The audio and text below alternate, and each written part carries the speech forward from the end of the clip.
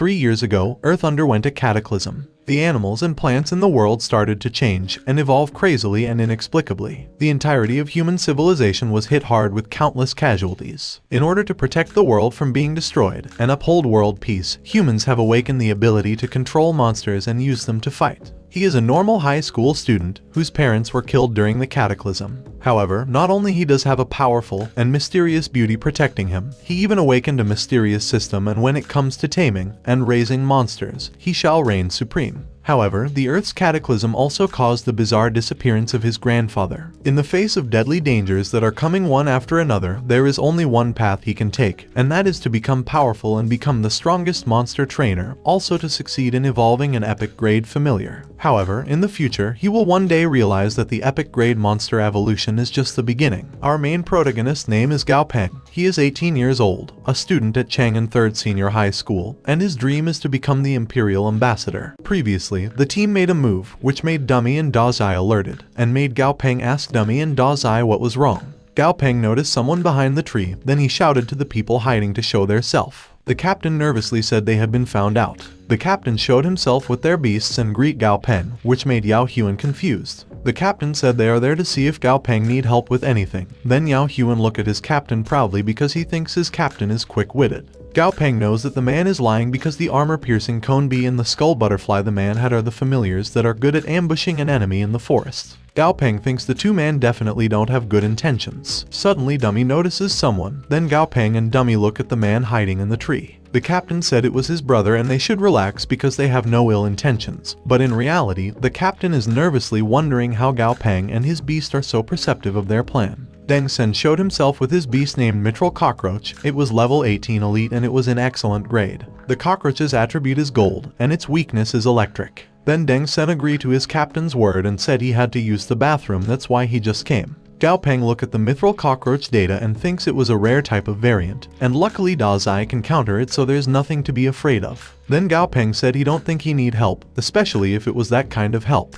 The captain responded that since Gao Peng doesn't like them impeding, they should forget about it. Then the captain walk away, which made Yao Huan shocked. Yao Huan walks toward his captain and asks if they are really leaving. The captain responded that with their exposure one after another, they already lost the element of surprise, and if they fail, they just make a new enemy for nothing. The captain also said to be able to raise 3 familiars at the same time at such a young age means that Gao Peng either has the money or the skills to do so. Either way, it means that they shouldn't mess with Gao Peng, and the captain said to make things worse, the black-robed familiar of Gao Peng is giving off an aura that makes Tudu rather uncomfortable, and Tudu's intuition has saved him many times. The captain turned to walk away properly while saying in this dog-eat-dog world, who knows what kind of familiars they meet that could easily take their lives, and he said they will go back once Gao Peng leaves to see if they can find anything there later. Yao Huan said he understand while still looking at Gao Peng. Gao Peng looked at the man while wondering if Dummy didn't spot the person hiding in the dark, would the men have attacked them head-on. Gao Peng also wonders if the 3 men attacked them, would he have just fought with the intention to kill. 2 hours later, Gao Peng was happy because they get 0.95 kilograms of wood space hearts and he thinks it should be enough. Then Gao Peng called Dazai and use his one hand to hold Dazai in its horns and use one hand to get the torch at Silly. Then Gao Peng made the torch fire using Dazai electricity. Then Gao Peng drops the torch into the leaves on the ground. The forest made a big fire and Gao Peng walk away while thinking that before the cataclysm, starting a fire in a forest was a chargeable offense, but they removed that law after the cataclysm occurred. The life force and resistance possessed by the plants have become more resilient than initially imagined, and for a simple flame to create a huge fire is practically impossible. Gao Peng knows that it was convenient for him to get rid of the evidence. Meanwhile, at the top of the forest, Yao Huan pointed at something and called his captain to look at it. Deng Sen said Gao Peng is cunning, and then he asks his captain if Gao Peng was scared that they'd find something when they double back. The captain said Gao Peng is too vigilant and he thinks Gao Peng might have not realized the decisive ruthlessness that's embedded in his nature. Yao Huan asks his captain if they are just going to leave the matter alone. Captain responded that there is no fundamental conflict between Gao Peng and them. If Gao Peng was holding on to some obvious treasure, then things might have been different. Captain said he would have chosen to take the risk and eliminate all the traces, and to say it simply, the possible benefits aren't big enough. Also, they can't afford it, and they can forget about it, but someone else sure won't. Then the captain calls someone and he said to the person on the other line to relay to Dr. Jiang that the mission has been completed, and he already sent him pictures of the target's familiars. Meanwhile, in the other place, the man thanks the captain for his hard work, and he said that the captain's remuneration has been sent. The man looked at Dr. Jiang and he said that he don't think those bandits even made a move, and this scouting mission is a failure. Dr. Jiang said it was fine. Then Jiang asks the man if they haven't already finished preparing the next step of their plan. Then Dr. Jiang smiled in a creepy way and said Jai Hanwu, his grandson, his only relative, he found him. On the other hand, Gao Peng and his beasts come back to their apartment and they saw the apartment dirty with an empty can of food and skin of Stripey on the floor. Gao Peng said Stripey's growth rate sure is quick, and not only has Stripey leveled up, but its body has also grown 2 sizes bigger since they left the house. Then Gao Peng grabs the skin of Stripey on the floor and look at it. Then he said the skins of Stripey broke so easily, and here he thought the shed skins of familiars could have a magical effect like in the novels. Gao Peng walked towards Stripey and tells it to continue eating because it is best if it can eat up and be nice and chubby. Then Gao Peng said they will wait until Stripey become fat, then they'll eat fried spider meat, which made Stripey shake in fear. Then Stripey ungrabbed the can of food it was holding, then lay on the floor sad, while Gao Peng explained that he's telling Stripey to eat less for his own good because his body will accumulate toxins if he eat too much canned food in one sitting. Gao Peng thinks that they collected wood space hearts and the items required for Sill's evolution are all gathered. However, they can't be stewed in a large pot of food. Gao Peng knows that Silly has a weak constitution and can't take any stress, so the materials need special preparation. Then Gao Peng decided to go to Fei Peng Familiar Studio with Silly. He opens the studio using his hand access, and when they finally inside the studio, Gao Peng noticed that Quanquan went home so early today, which means no one will disturb him. Gao Peng grabs his lab coat while thinking that the ingredients are rare, and according to the formula they have to be specially processed by refrigeration, high temperature burning, and corrosion using a strong acid. Gao Peng goes to the lab and proceeds to cook the ingredient at a high temperature, then he blends the mixture. Gao Peng showed the mixture and the tube happy and said that the ingredients is finally done, and judging by its sweet fragrance, Silly will definitely like it. Gao Peng put the mixture in the large glass, which made Silly smell its fragrance, and Silly thinks the mixture is juice. Gao Peng pointed to the pot and ordered Silly to come in, which Silly immediately did. Silly jumps to the pot happy while Gao Peng said he hasn't even finished talking yet and Silly is so impatient. Suddenly, Gao Peng was shocked to saw that Silly changing color. Gao Peng thinks there's something wrong with the color because Silly turning green. Gao Peng realizes that Silly's favorite place is on top of his head, and he suddenly feels that it's the wrong decision to choose the wood spirit jellyfish evolution path. Gao Peng looks at happy Silly and shouts for help because he doesn't like fluorescent green jellyfish. Gao Peng also realizes the materials needed for the evolution to epic grade are way too rare. Then he angrily wonders what the space attribute materials called magical space sand, and it looks like the highest grade Silly can reach is the perfect grade for now. Silly's monster's name changed to wooden spirit jellyfish. It was level 6 normal and it has perfect grade. Silly's new attributes are space, wood, and wind. Its condition is healthy and happy. Also, Silly's weaknesses are electricity and ice. Gao Peng said with Silly's evolution, his soul strength has increased considerably, and is probably still far away from being able to make a contract with Dummy. But as long as he put in the effort, Gao Peng knows that it'll probably only take a couple of days. Suddenly Gao Peng feels Silly's eyes behind him. Then Silly tried to sit on his head, but Gao Peng tried to push Silly away. Still, Silly happily succeeded to sit on the top of sad Gao Peng head. Suddenly Gao Peng phone rang, and when he looked at it, he saw it was the construction company that Tang Tang introduced to him a few days ago.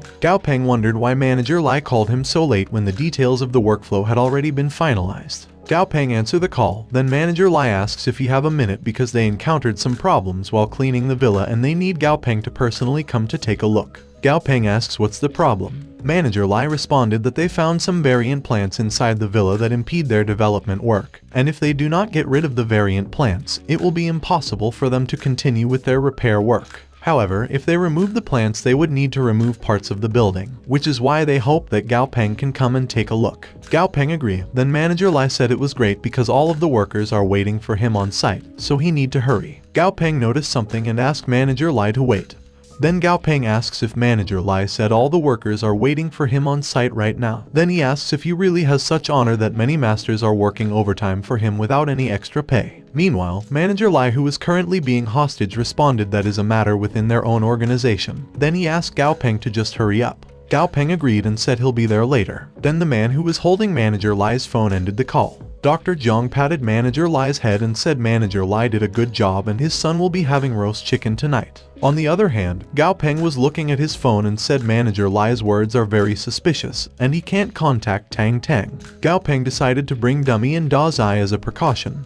Then Gao Peng ran while calling silly. Half an hour later, the man asked Dr. Jiang why Gao Peng hasn't arrived yet and he also asked if he thinks Gao Peng noticed that something was wrong. Dr. Jiang responded that the man should be patient and that it was fine if Gao Peng comes a bit late because they still need to meet Jai Hanwu's people. Dr. Jiang also tells the man that he really didn't want to use such violent methods because, after all, they are civilized people. Dr. Jiang said no one in their group would have thought that Jai Hanwu still had a living grandson, and if someone hadn't secretly relayed that to him, all of them would have just thought he had no relatives left. The man said if news about Jai Hanwu's grandson being alive spreads, it's a given that a lot of people will move back into the dark to try and get rid of that threat. Dr. Jiang looks at his wine and shakes it while saying, after all, Jai Hanwu doesn't have any family. Jai Hanwu certainly grows old, but his grandson, on the other hand, is still very young, and Dr. Jiang said as the saying goes, wealth moveth the heart of a man.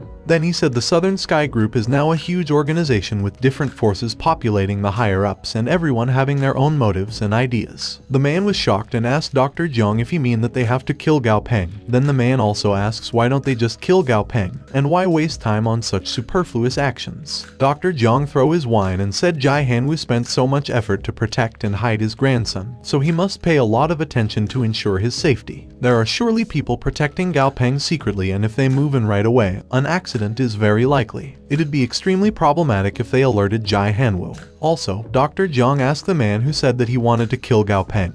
He only want to use him as leverage over Jai Hanwu for negotiation. Dr. Jiang throws his glass wine and looks at the man. Then he asks him if he actually thinks they have the prerequisites to fight for control over the Southern Sky Group.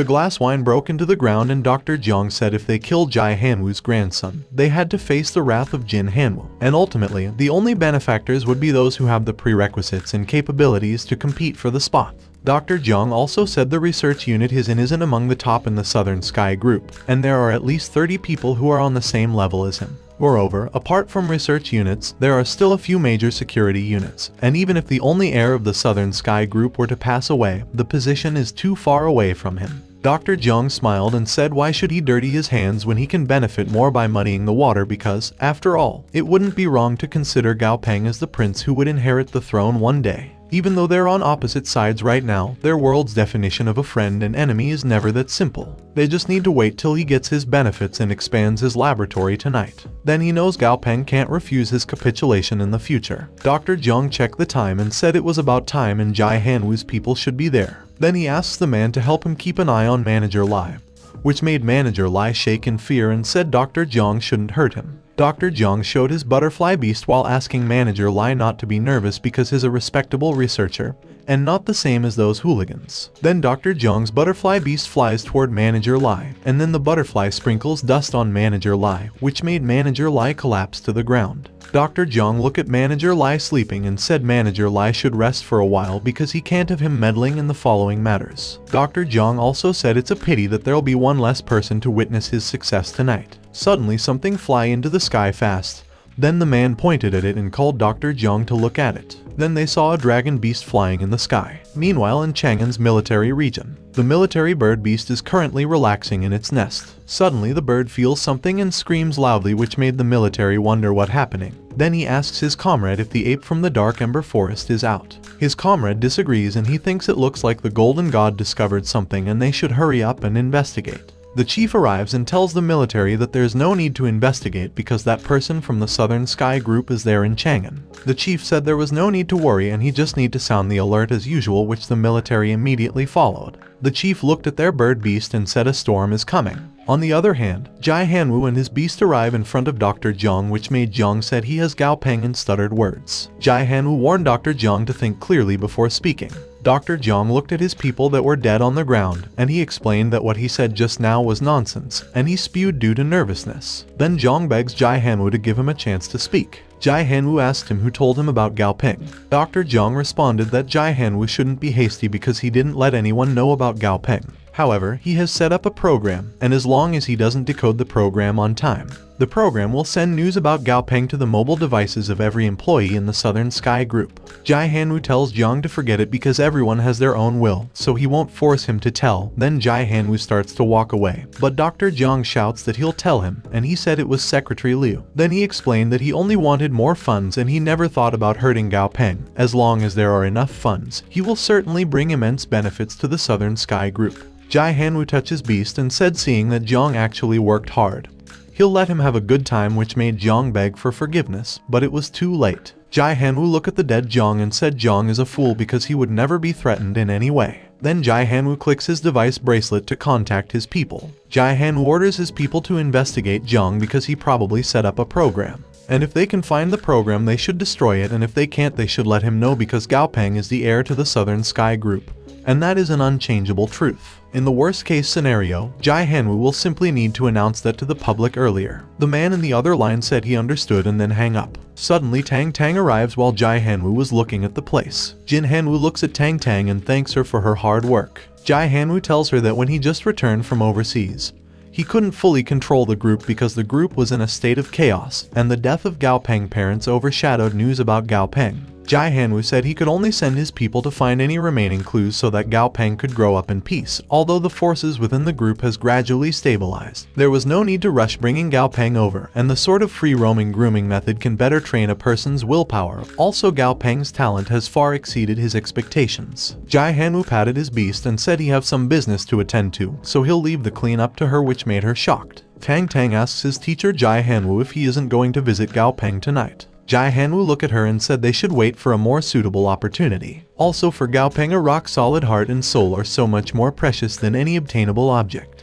Then Jin Hanwoo left, leaving a message that Gao Peng should show him how much he can grow. Meanwhile, Gao Peng and his beasts arrived at the place, but they didn't see anyone. Gao Peng wondered where his manager Lai and the workers. Also, he couldn't get in touch with manager Lai since just now, and he worried that something wrong happened. Gao Peng noticed the mark in the ground and said no matter how he looks at the mark, it doesn't look like a trace left behind from renovation, and he thinks it looks like a claw mark. Suddenly someone said seems like she underestimated Gao Peng growth, which made Gao Peng shocked and turned around and he saw it was Tang Tang. Gao Peng sighed and said it was just her, and no wonder Silly didn't alert him, which made her feel a bit of disgust and dismissal because of Gao Peng's expression. Tang Tang lectured Gao Peng that in their current situation, he shouldn't let his guard down so easily because he can't confirm if she was an enemy or not. Gao Peng responded that if he have to be suspicious of her too, then there wouldn't be anyone he can trust in their world because ever since he became an orphan. But before Gao Peng can finish his word, Tang Tang interrupted him and said Gao Peng is wrong. She explained that Gao Peng is not an orphan and his grandfather is still alive, which made Gao Peng shocked and asked her if his grandfather is really still alive. She explained that when the cataclysm occurred, his grandfather was stuck on a foreign island. The people who were stuck on the island with his grandfather included several of his grandfather's most trusted aides. The island was already a tropical environment. It was surrounded by ocean, so no one could imagine the difficulties at such a start, and if one were to say that an inland city was a normal difficulty, then the island would be the start of a hell difficulty stage. Also, islands don't have armies. However, the heavens never forsook his grandfather, and his grandfather was lucky later and seized the opportunity. His grandfather relied on his amazing will to survive on the island while continuously training familiars, which made Gao Peng think his grandfather is amazing. Tang Tang also said his grandfather cares about him dearly, so his grandfather entrusted her to look after and protect him. As to why his grandfather never came to see him, his grandfather has his reasons. Gao Peng responded that he knows that it's the whole before heavens entrust a man with great responsibility.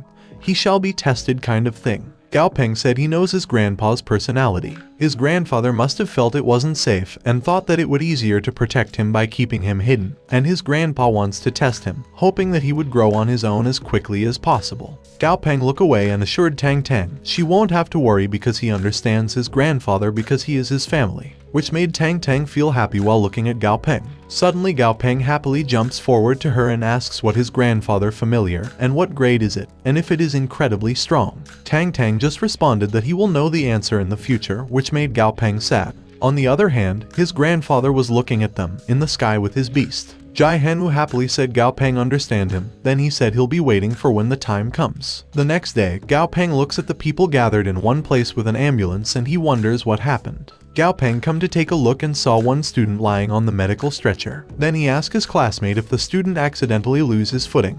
His classmate responded that it wasn't an accident. The student was beaten up by a monster trainer cadet, and she heard that the two students have always had problems with one another and one of them became a monster trainer cadet. This morning the two students had a verbal spat in front of the school gate, and the monster trainer cadet used his familiar to attack the other student. Because of that the student was almost killed. Gao Peng classmate also said the student who used his familiar to commit the crime used to be bullied in his class because of his weak personality. As for the student who was sent to the hospital, he was one of the students that bullied the attacker student the most. The other students were talking and fighting about their reason for the situation of the bullied attacker and injured bully, while Gao Peng was walking away wondering what the school's and military's stance on the situation and if they removed the training grounds from their school. Meanwhile, at the principal office, the principal was angrily shouting at the military chief that the school prohibits students from carrying sharp tools like knives because the students' age and mentality make the students impulsive, and those familiars are way more dangerous than knives, and continuing training inside the school is unreasonable in terms of safety. Also, it is unfair to the students who do not have familiars. The military calmly tells the principal to calm down because they didn't wish for it to happen too. The principal calmed down and apologized because he lost his cool, and he explained that his words don't concern the others. He was just worried about the safety of the students. The military chief said he understand. Then he stand up while explaining that he seriously consider the principal's suggestion,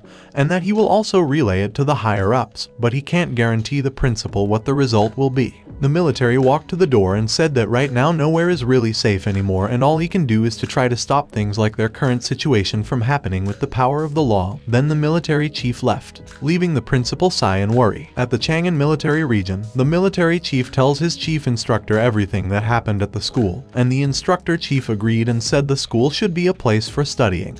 But that was in the past. The instructor chief also said that the military chief should know that just in the last month, Chang'an City reported over 300 cases of familiars injuring humans. Moreover, because the familiars were abnormally lethal, most of those kinds of incidents were malicious in nature, and the incident isn't simply a criminal incident in Chang'an City. They have to look at the whole country and the entire world. The chief instructors explained that in Huaxia, they have the lowest crime rate, and countries in the West have it worse. Also, West police force is completely overwhelmed, and they need to depend on powerful civilians to help them keep their peace and maintain stability. The chief military responded in frustration that he understand. Then the chief instructor held his shoulder and said he understand what he feels, but he need to relax because the world allied government won't sit around and wait for the situation to worsen. The instructor said the special times call for a special measure, and their task is still very heavy. Meanwhile, in the monster park, the students are properly listening to their instructor Renbai. Renbai lectured the students and said they all haven't even killed many monsters yet, and they already started to bully other students. Then Renbai announced that starting tomorrow all their familiars will be prohibited from entering school, and the military will construct a large gate on the side of the training group specifically for their familiars, while the other students were laughing at Gao Peng because of the green jellyfish in his head.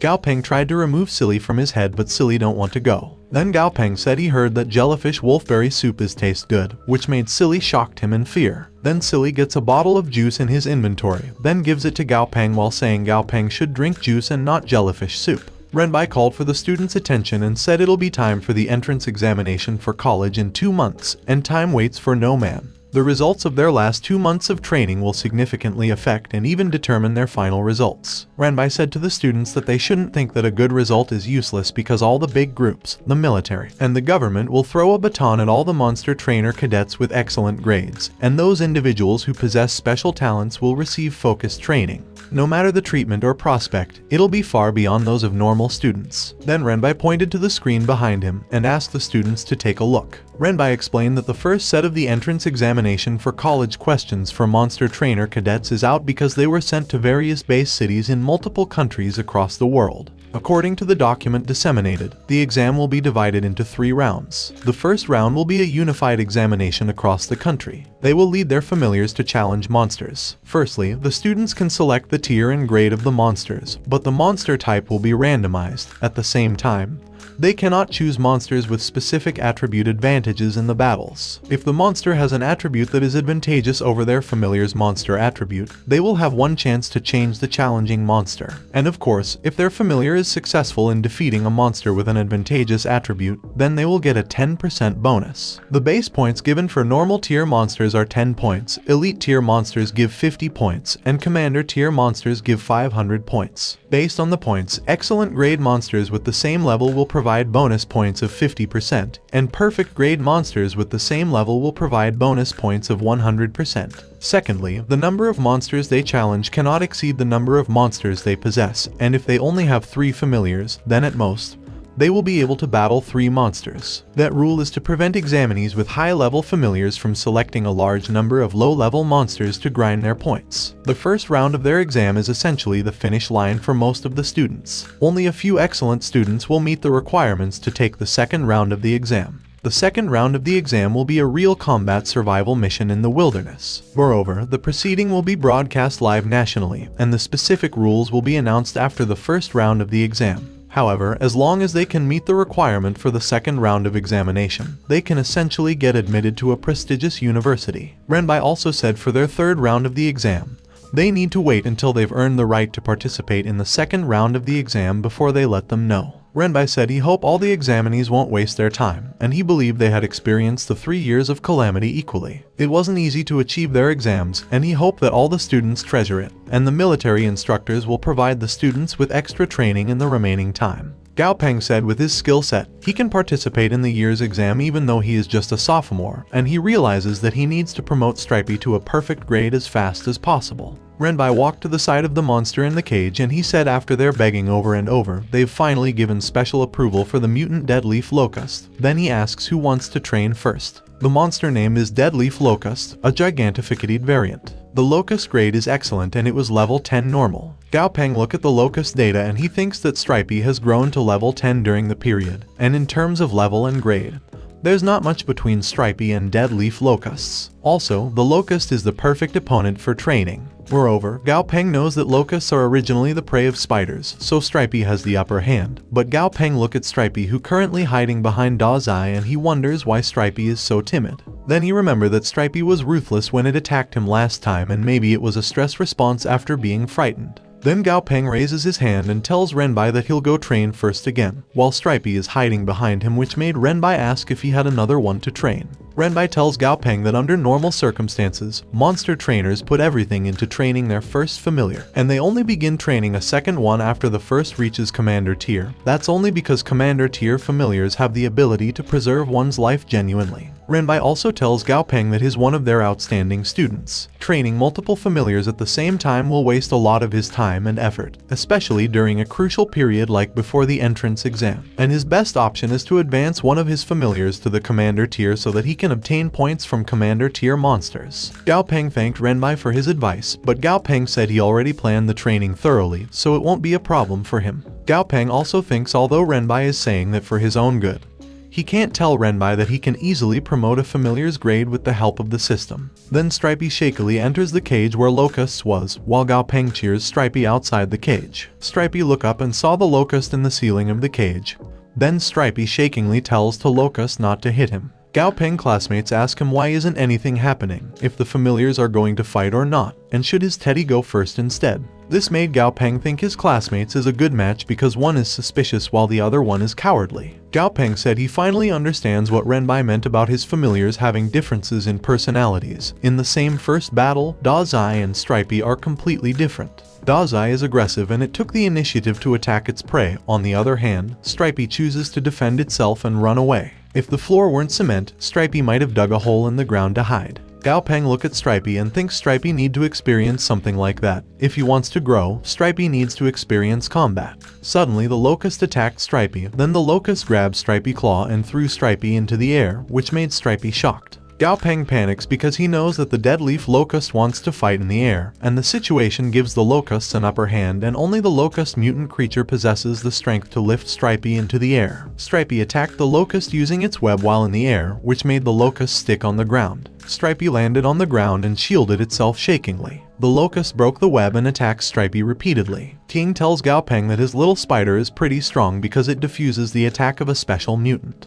Gao Peng knows that Ting words are wrong because it is supposed to be the best opportunity for Stripey to attack, but since it was busy defending after touching the ground, Stripey missed the chance. Although the locust is a mutant, its attacks didn't harm Stripey, which means Stripey is far stronger than the locust. Gao Peng ordered Stripey to attack the locust, but Stripey disagreed and said he's scared. Gao Peng assured Stripey that he was stronger than it. Then he orders Stripey to climb up the cage and attack the locusts, but Stripey disagreed again and said climbing the cage is too hard. Gao Peng angrily shouted at Stripey and reminds Stripey that he is a spider, but he has the gall to actually tell him that crawling up an iron cage is too difficult. Then Gao Peng said Stripey is undoubtedly the lamest familiar that he has trained. Gao Peng calms down and thinks that it's because he was too greedy, and training a familiar has never been an easy task. Then he looks at Stripey and realizes that Stripey's just a defense-type familiar that does not rely on attacks. Since Stripey is unwilling to attack, it's okay to just train Stripey defense. Then Gao Peng calls Stripey to get out of the cage. Gao Peng tells Stripey to come out if he doesn't want to attack, which made Stripey think his new master is not happy and he will be left behind again. Stripey looked at Gao Peng and said his new master is not happy and he will be left behind again, but he doesn't want to be thrown away again.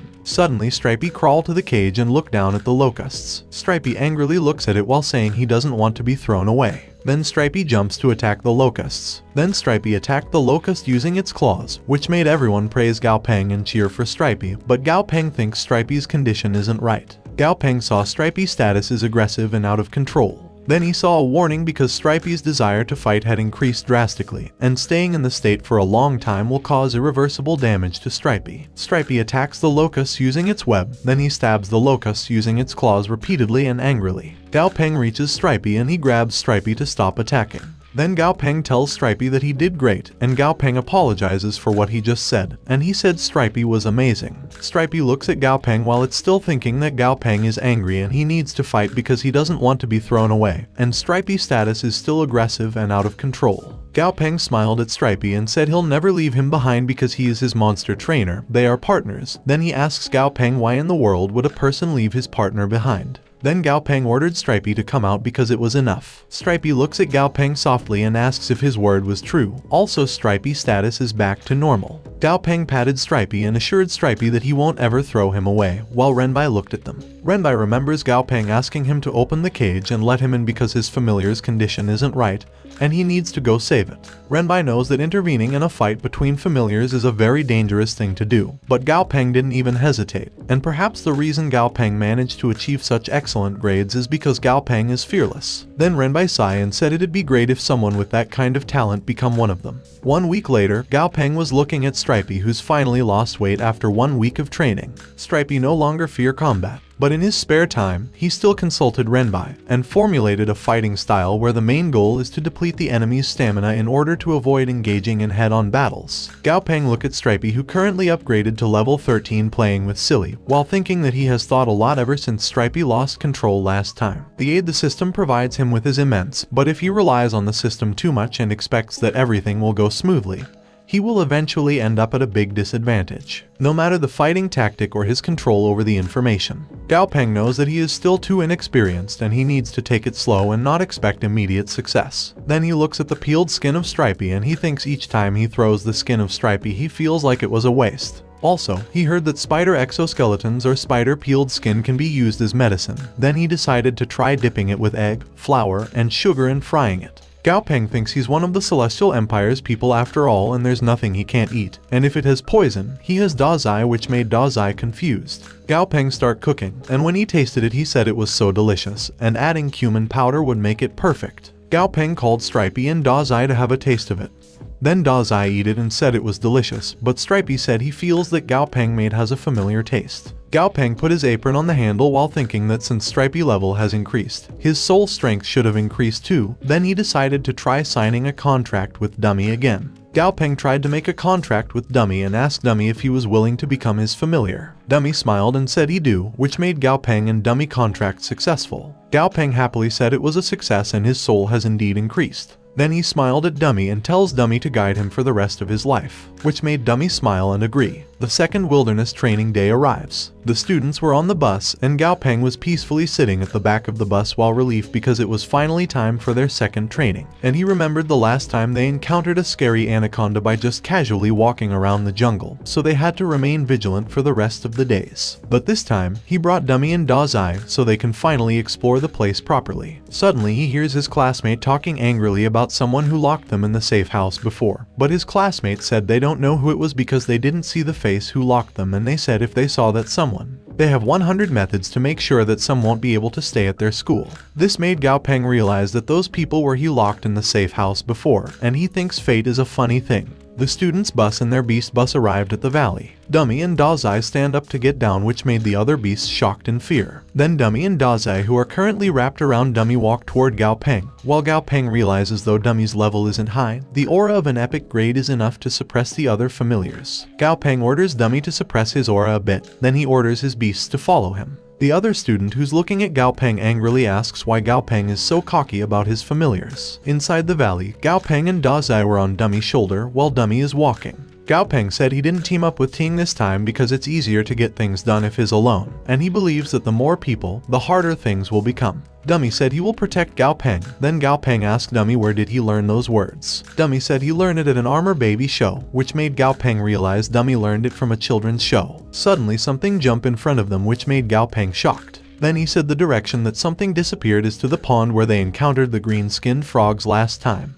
Gao Peng orders Dummy to change direction because he doesn't want to be spit saliva by those green-skinned frogs again. Suddenly the anaconda showed itself, which made Gao Peng, Dummy and Dazai shocked in fear. Gao Peng realizes encountering the anaconda 2 times in a row means their current area is the giant jungle anaconda's territory. The anaconda look at the frog in the pond, which made the frogs shake in fear. Then the frogs attack the anaconda, which made the anaconda angry and attack the frogs too. Gao Peng thinks the anaconda completely ignored the green-skinned frog's attacks, though the giant jungle anaconda is only level 20. Its overall strength is no less than commander tier monsters that exceeded that level. Also, the anaconda turned the whole pond upside down all by itself. Gao Peng noticed the tadpole in the ground, and he saw the frogs and tadpoles panicking in the pond. Then he saw how the anaconda eats the small beasts. Gao Peng thinks the green-skinned frogs managed to survive in the ponds but never destroyed the balance of the ecosystem because of the periodical visit of the giant jungle anaconda. The anaconda finally left the pond, and Gao Peng thinks the anaconda left because it's full, and he said life is not easy for everyone.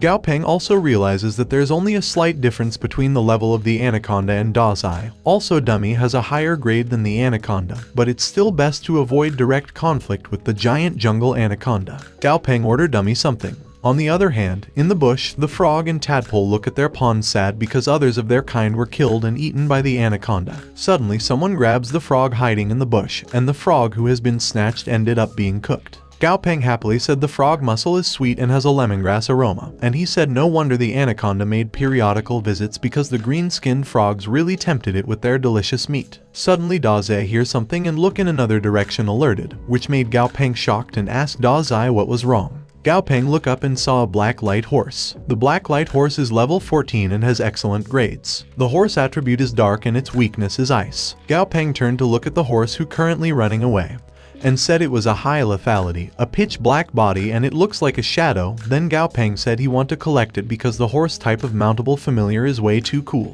Gao Peng looked away and convinced himself that he has already had familiars, but when he looked at the frog leg it was gone. Gao Peng looked at Dummy who currently eating pine needle cedar, then he looks at Dazai who's lying on the ground full. Gao Peng knows who steal his frog legs. Then he asks Dummy why he steal his green-skinned leg frog leg, and Dazai looked at Dummy too and said it was really Dummy. But Dummy asks Gao Peng how could he suspect a skeleton to steal and eat meat. Then Dummy grabbed Dazai's tail and then he shakes Dazai until Dazai spat out the frog leg. Gao Peng looks at the dizzy Dazai and knows that only Dummy can put Dazai in its place. Suddenly Dummy hears something. Then Dummy immediately grabs Gao Peng, which made Gao Peng shocked, and he asked Dummy what's wrong. When Gao Peng looked at his side he saw the anaconda sneaking to attack again. Dummy jumped to the other way while still holding Dazai and Gao Peng. Gao Peng realizes that if Dummy hadn't reacted in time, Dazai and him might have perished at the mouth of the anaconda. Gao Peng also realized that it was the second time the anaconda visited him, even though he haven't looked for any trouble with the anaconda. Then he calls Dummy and asks Dummy if he can kill the anaconda. Dummy pounds his chest and says kill. Then Dummy jumped to the tree and jumps to another tree to reach the top of it.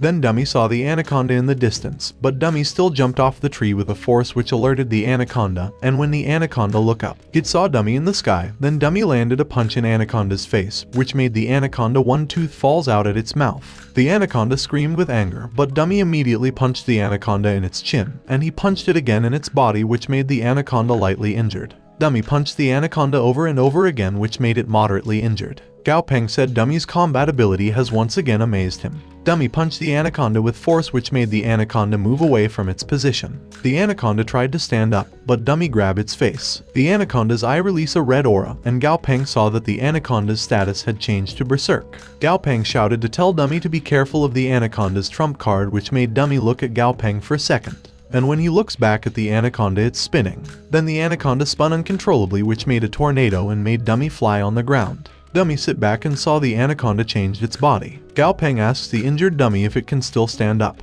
Dummy signaled Gao Peng to step back, which made Gao Peng shocked. Then Dummy touches his heart and grabs it forcefully. Then Dummy hands was suddenly into the anaconda's heart. Gao Peng feels the overwhelming pressure and said Dummy used his blood thread heart, a supernatural gift that was awakened after Dummy's advance to epic grade. It controls the enemy's heart from a distance. Suddenly the anaconda rushed to attack Dummy because it was agitated. But Dummy just smiled. Then Dummy squeezed his heart, which made the snake had a heart attack and collapsed to the ground. The dying snake looks at Dummy, then Dummy ready his fist, then Dummy punched the snake to kill it. Meanwhile, the military witnessed how Dummy killed the giant jungle anaconda in the CCTV. Then the military chief said Gao Peng familiar must have the combat ability of a commander tier monster because it killed the gigantified variant of the jungle anaconda. Then the chief ordered his man to send the information about Gao Peng to him. The man opened Gao Peng's data, and in this data Gao Peng is 18 years old and his family background said encrypted information. Insufficient clearance level. The man tells his chief that Gao Peng information is a bit special. The chief wonder if the training base branch's Class C clearance level isn't enough because based on the definition before the cataclysm, a first-class mayor has access to Class C clearance and senior provincial officials have access to Class B clearance. However, since Gao Peng information is encrypted, it will be difficult to simply attempt to recruit Gao Peng. Then the chief turned to leave and order his man to take good care of Gao Peng, and he should try not to let any accidents happen, which the man understood. On the other hand, Gao Peng ordered Da Zai to cut the anaconda open. Da Zai cut the anaconda easily, which made Gao Peng shocked because the anaconda's skin doesn't sound like they're cutting through thick skin. Rather, it sounds like silk paper tearing. When the anaconda's skin tore open, Gao Peng saw a thick vine inside of it, and he realizes that the reason why the fat anaconda was capable of moving on top of trees as if it was floating, and that also the reason why the anaconda didn't create giant holes even when it fell from higher grounds. Da Zai gives the anaconda crystal core to Gao Peng, which made Gao Peng praise Da Zai. Then Gao Peng look at the tired Dummy, and he thinks earlier, Dummy's incredible strength was due to the activation of the blood thread heart. Even though the heart's destroyed, it will certainly regenerate with the passive effect gone. And Gao Peng noticed that Dummy looks much weaker now. Gao Peng said the blood thread heart not only increased the host's strength, but it also has a lot of benefits. As to what extent its talent can be utilized, depends on how Dummy trains itself after the heart regenerates. Suddenly they heard screams nearby. Then Da Zai said it was the big one from last time, which Gao Peng ran immediately because he realizes that Da Zai was talking about Lotus Seed and Ting. On the other side of the forest, Ting told her classmate Wen and Wai to be careful of their surroundings while Wai helping Wen, who broke her ankle. Ting hears something coming, then the monster showed itself to them. Then the monster attacked them. Ting ordered Lotus Seed to block the monster, which Lotus Seed immediately did. Then Ting carries Wen while telling Wai to run. When they running away from the monster, another monster showed in front of them. Ting realizes that Lotus Seed is currently busy with the other monsters and Wen and Wai familiars can't fight against the enemy, which means they're doomed. Suddenly Dummy punched the monster. Then Dummy grabbed the monster's mouth and threw the monster away to Da Zai. Da Zai used his electricity and toasted the monster dead. Gao Peng orders Dummy and Da Zai to help Lotus Seed get rid of the other monster, which Dummy immediately attacked the other monster. Gao Peng asks Ting if she was okay. Ting said she's fine, and she said if Gao Peng hadn't come in time, she would be the one lying on the ground right now. Then Ting thanked Gao Peng for helping them. Gao Peng said there was no need to thank him because they were friends and they should help each other. Suddenly the military announces to all examinees participating in the training that the Wild Valley simulation training is now over, which made Ting wonder if there's something happen. Gao Peng said it was because it was weird for the type of earthworm to appear, and maybe it was because the monsters nearby are acting up again. But Gao Peng wondered if isn't the situation was already normal for them. Then he tells Ting that they need to go back and group up, which made Ting agree, and Wen and Wai think Gao Peng is cool. After they come out to the valley, Gao Peng and his beasts are walking to the alley, while Gao Peng thinks that according to their instructor, a new type of strong monster has appeared in the Dali Desert. That's why the Sahachuaman man-eating earthworms were forced over the valley. However, he just communicated with Feng, and Feng said that the government has already come up with a solution. Gao Peng sigh and thinks that there really is no peace around them and that someone else is carrying the weight for them. Suddenly someone called Gao Peng name. The man said he had finally found Gao Peng, and he called Gao Peng a bastard because Gao Peng locked them up in the safe house last time, so he asked Gao Peng to have a talk with him in a sarcastic way. Gao Peng tells the man that he's already 18 years old and that he shouldn't get angry so easily because going around and looking for a fight is bad. Gao Peng also said they brought 4 monsters that haven't even reached the elite tier to block his path. Gao Peng thinks Dazai can settle the situation, which make Dazai sad. Gao Peng patted Dazai's head and tells Dazai not to be angry because he's not looking down on him at all. The man said Gao Peng should relax because they know how to control themselves, and the man said they will only break a few bones of Gao Peng.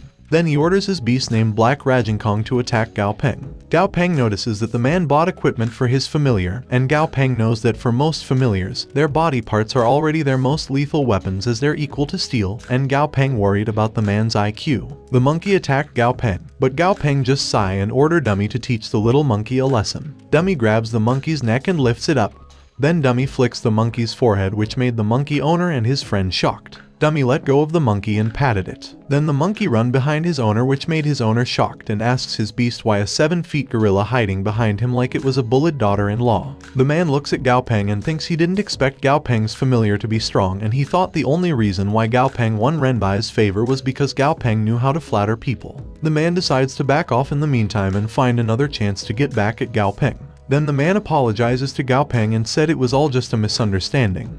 But Gao Peng, Dazai, and Dummy walked away before he can apologize. The man realizes that Gao Peng didn't even take him seriously. Then one of the man's accomplices tells him to forget about Gao Peng, and they should have fun at the bar to relax, but the man responded that they should go ahead because he has something important to attend later. The man grabs a towel out of his pocket, then he wiped the tears off his monkey beast, and he tells his beast that jealousy and wrath are useless and that emotion will only waste his time and widen the gap between him and his enemy. Then he tells his beast that they should go home and start their training to become stronger together. Then the man looked at his beast and said when they become stronger they will be able to go up against Gao Peng. Meanwhile, at Gao Peng's studio, Gao Peng was looking at his computer and said the neutralize, the reagents, and all the data seems fine, and it should be a success this time. Then Gao Peng called Stripey, but Stripey is sleeping. Then Gao Peng shouted at Stripey to wake up, which Stripey heard. Gao Peng patted Stripey's head and said they should proceed to its evolution and make him stronger. Then Gao Peng pointed to the container and ordered Stripey to jump. Stripey used its web then crawl into the ceiling, and then Stripey jumped into the container. Gao Peng looked at Stripey inside the container and said it was done, and he just needs to wait. The system only provided the instructions, and he have to collect the materials and perform the operation by himself. Luckily, he just needs to boil all ingredients in a big pot, and once the grade increases, Stripey needs to help in the refining process of the materials. The fire control, electric control, ice control, and the temperature and duration need to be downright accurate. Gao Peng think it's going to be a tough challenge. On the other hand, 2 men were in front of the studio. The man asks his partner if he is sure that the studio is empty. His partner assured that he has been observing the studio for a few days, and by the current time, every employee of the studio went home. The man checked the door glass of the studio and said the glass is military-grade bulletproof, and he asked his partner why they need to steal in a studio if they can steal from a bank.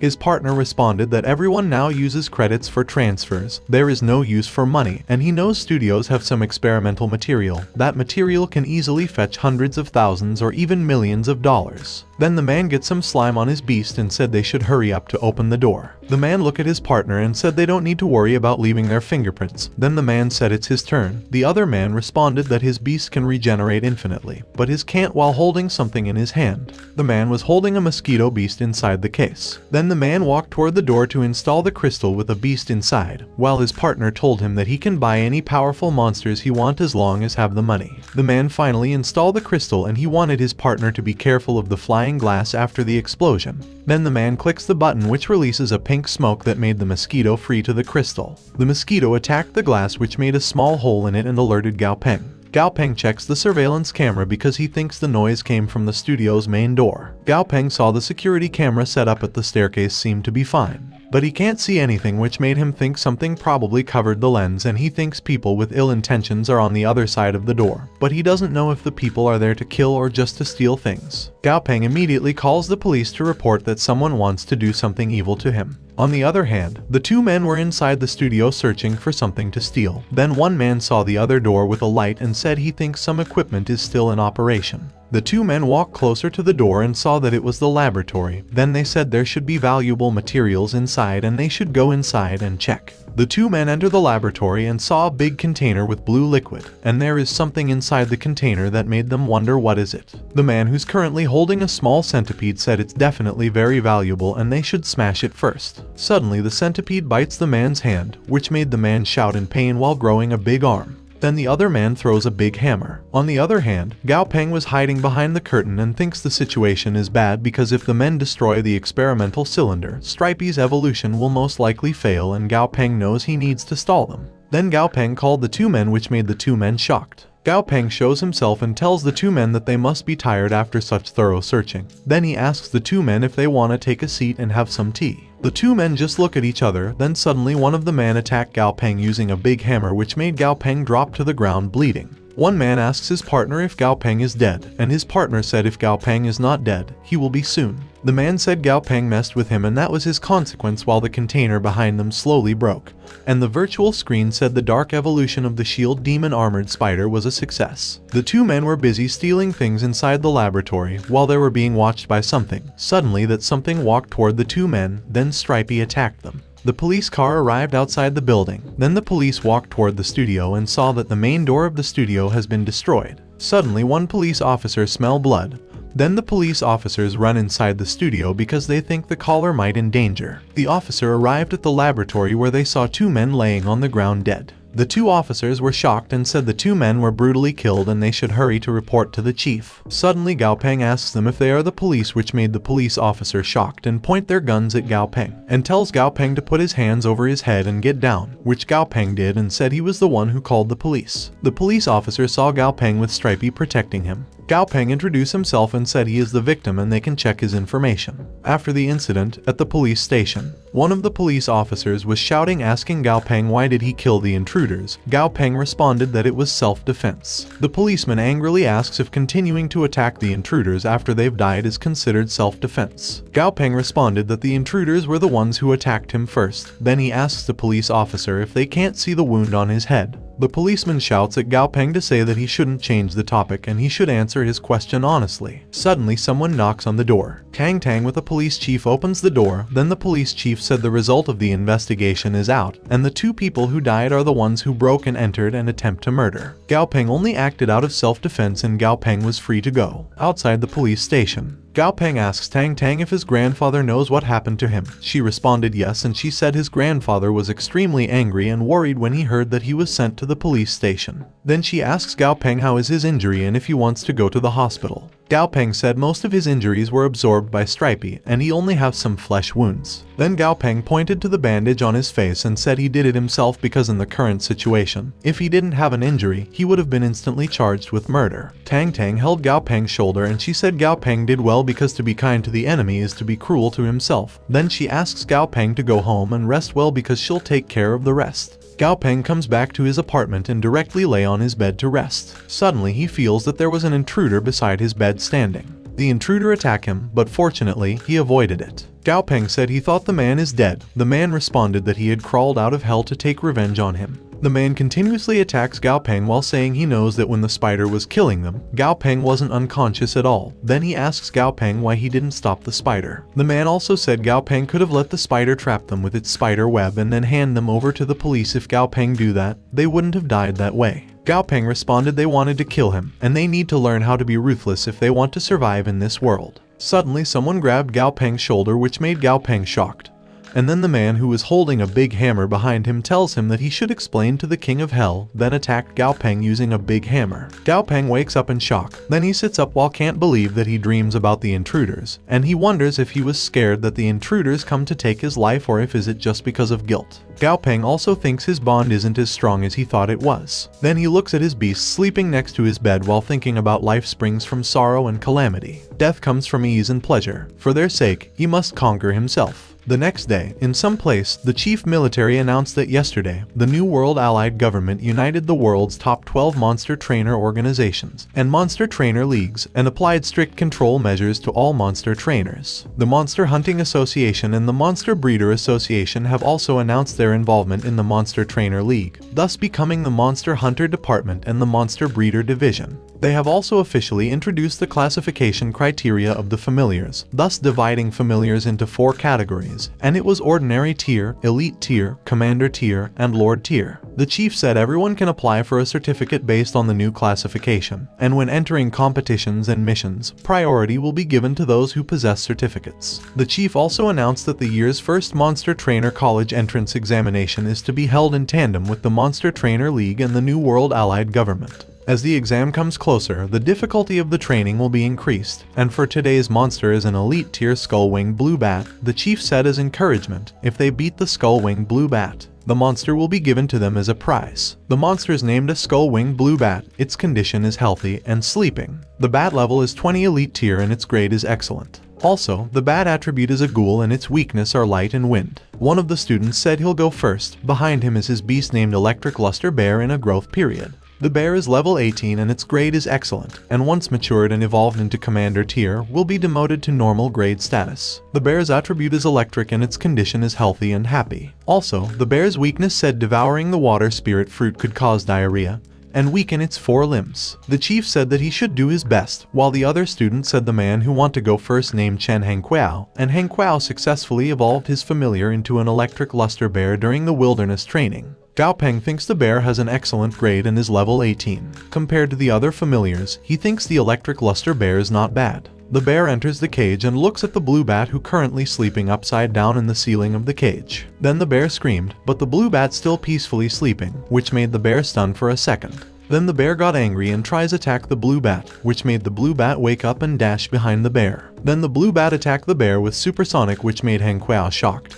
And then the chief called the medic team. Hengqiao cried while his bear was being treated by the medic team. On the other hand, Gao Peng, who was looking from behind, thinks the supersonic attack of the blue bat is good. And there was only a 2-level difference between the bear and the blue bat, yet the bear was defeated with 1 blow. The chief asks the students who want to try, but the student avoided eye contact with the chief. Suddenly the chief looked at one of the students, but the student started to act that his stomach hurt while his dog beast is behind him. The chief said he can see that the students graduated from the drama academy, and he said they were always lively during normal training, but now they chickening out. Suddenly someone raised a hand, then Gao Peng said he'll go next while Dummy was behind him, which made the students say Gao Peng had never fallen out of the top 5, and the other student cheered Gao Peng. Dummy enters the cage, then grabs his cape and throws it away. Dummy immediately jumps to each side of the cage and ready his fist to attack. Then Dummy punched the blue bat, but the bat avoided it. Still, Dummy grazed the skulls in its head. The man from last time said Dummy is so cool and is grateful that Gao Peng didn't take them seriously before. The owner of the monkey agrees, and he said though Dummy attack didn't hit the blue bat, it managed to graze the blue bat. Then the man looks at his scared gorilla and said they should work hard too.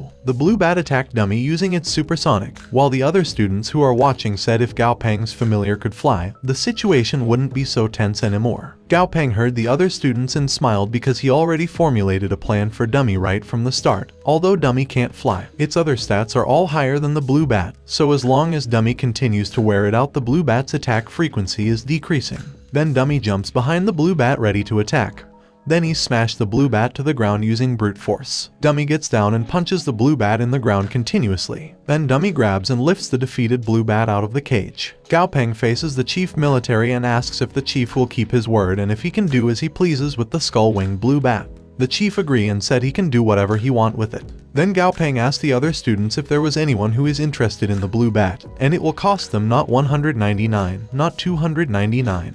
But 500 alliance credits. Gao Peng also said if they miss out on the deal today, they would not know when they can get another chance to get a top-tier familiar, which made the chief shocked. Ting walked closer to Gao Peng and she said he want to buy it. Gao Peng asked Ting if she really wants to buy the blue bat, and Gao Peng said among the flying type monster, the skull-winged blue bats aren't able to fly high or fast. The bat only can bully monsters that can't fly. Living that sort of lifestyle will only guarantee the blue bat's destruction when it meets large monsters. Gao Peng tells Ting to think carefully. Even though its flying ability is its advantage, it's a bit embarrassing. Ting tells Gao Peng to stop fussing, and he may look down on the skull-winged blue bat, but they value it a lot. Then she said he have transferred the alliance credits to him. Gao Peng happily checked his phone and said Ting is straightforward and he didn't know that Ting is a rich little lady. Gao Peng also tells Ting that it comes as a package, and he will give her a discount if she will come to find him to level up the blue bat grade. The evening come, Gao Peng was looking at the transport truck on his phone, and he said the transport truck has 16 wheels in total. The huge wheels support the detachable rear storage space, and there are 2 layers of reinforced guardrails around the truck. It also has interwoven silver and black stripes with a matte glaze as the base color. Gao Peng thinks the truck is simple, yet the unpretentious look is strong and domineering.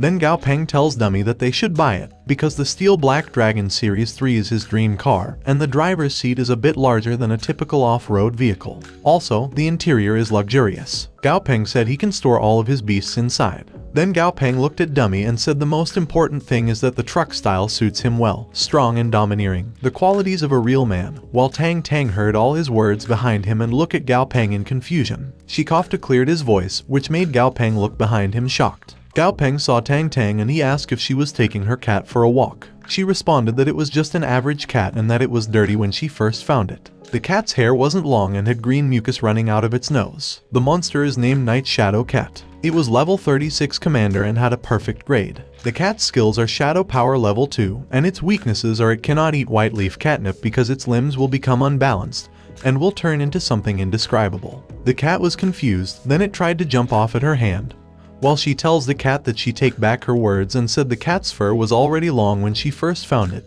but the cat angrily jumped to the ground and walk away. Gao Peng tells Tang Tang that her cat has quite the attitude. She responded that her cat named Softy has a bit of a temper, but he shouldn't mind it. Then she asks Gao Peng why he hasn't moved to the villa he bought in the suburbs. Gao Peng said a lot of things have been going on lately, so he didn't have time to pack his things. She grabs Gao Peng's shoulder and said the number of his familiars are increasing, and it's inconvenient for his apartment with the lack of space. She also said she knows Gao Peng doesn't actually want to leave, but the current place is his home, so he can come back anytime. Gao Peng lowered his head and agreed. Gao Peng opened his apartment door that was almost empty. Then he picked up the picture on the table and called his mother and father. Gao Peng said he's about to move out, and he remembered that his parents always tell him that when a child grows up, he will leave, and he thinks he has grown up now. Gao Peng touched his parents' picture and said he was moving to a big villa that he bought himself, and he can live alone in this world. Then he tells his parents to not worry about him. Gao Peng sat on the side of his bed while holding a picture of his parents, and he tells his parent that his grandfather seemed to have met with some trouble, so he will go help his grandfather after he finishes the college entrance exam.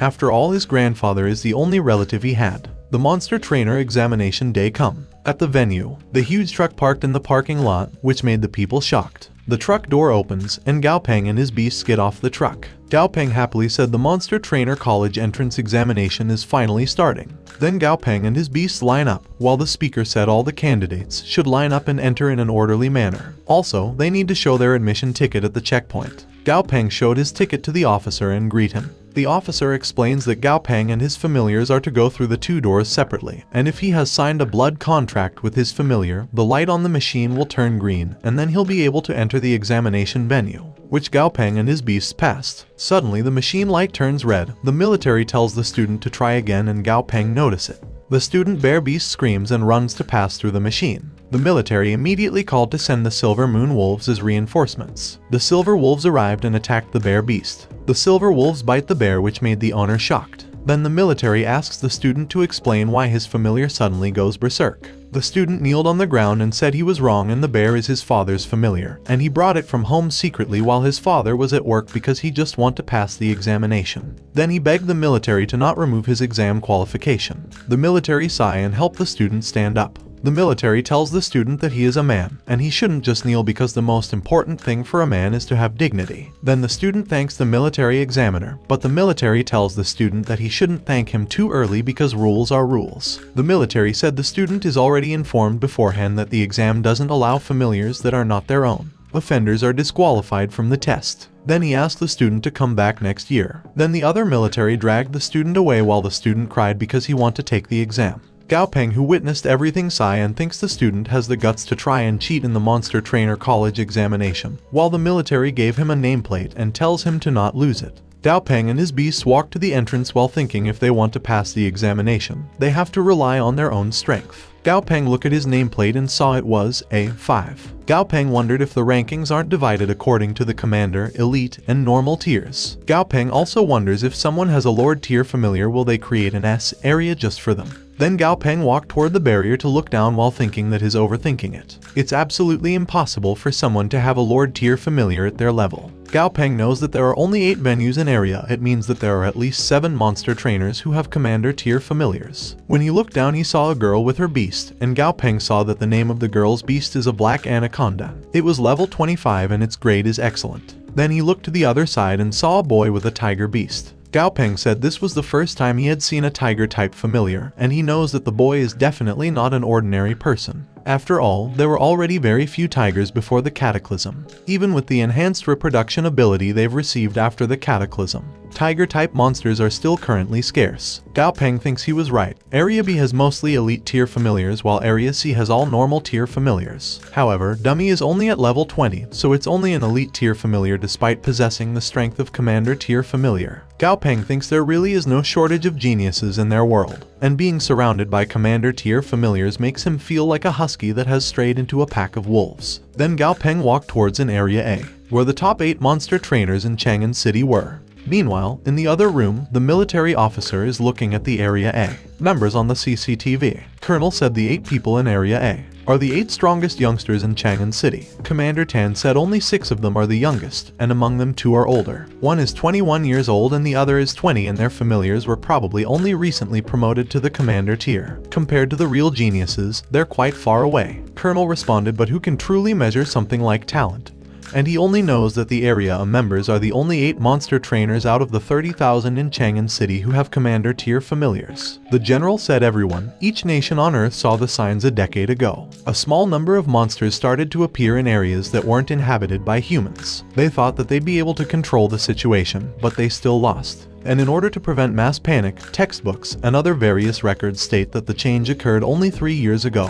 Then the general shouted to say that's why he doesn't want any accidents in the exam, because the students are their future. The military said they can assure the general that all the soldiers stationed at the Monster Trainer College entrance examination were selected through a strict process, and every part of the exam is being carefully monitored by cameras. The military man also said they adopted a 1-to-1 monitoring method, and each camera is monitored by one person. If any problem occurs, not only will the person who committed the crime to be responsible, but the person responsible for monitoring that portion will also be punished. Meanwhile, in Area A, Dummy and Gao Peng were in the battle court and the speaker asks Gao Peng to prepare. The cage slowly opens, which releases smoke. Then the scorpion shows itself. The scorpion monster's name is a lakeside giant scorpion. It was a level 22 commander and its weaknesses are electric type, and the scorpion doesn't have any carapace beneath its body, making that part more vulnerable. Gao Peng orders Dummy to attack the scorpion's side because it's the scorpion's weakness, which Dummy immediately understands and runs toward the scorpion. Dummy jumped behind the scorpion, which made the scorpion confused. But before Dummy can attack it, the scorpion noticed Dummy behind it. Then the scorpion attacked Dummy using its tail, which made Dummy fall to the ground. The scorpion used the opportunity and faced Dummy to attack. Gao Peng worriedly looks at Dummy and thinks it's not easy to overcome the difference in levels. The scorpion attacked Dummy. Fortunately, Dummy caught its claw. Dummy shakingly tried to stop the attack to hit him, while the virtual screen showed Dummy's level increased and Dummy's level is 21, promoted to Commander tier. Gao Peng was happy that Dummy leveled up, but the scorpion and Dummy is at a standstill, and the scorpion still has the upper hand. And if you compare the scorpion and Dummy's grades in a one-on-one ring match, even if he were to own more than one familiar, he wouldn't be able to summon the both of them into battle at the same time. Also, Gao Peng knows that once a monster is promoted to the Commander tier, it'll have all kinds of incredible power. Its powers will grow exponentially during that time. The scorpion is able to control water within a close range after its awakening, and it's using it continuously to erode Dummy, which made Gao Peng wonder what he should do. Suddenly Gao Peng was shocked to see that Dummy obtained a new ability. Gao Peng uses his telepathy to communicate with Dummy and tells him that besides strengthening some important joints, he should use the remaining blood treads to strengthen his legs. Dummy understands, then he put the remaining blood treads on his leg. Then he kicks the scorpion in its face, which made Dummy ability greatly strengthen the bone.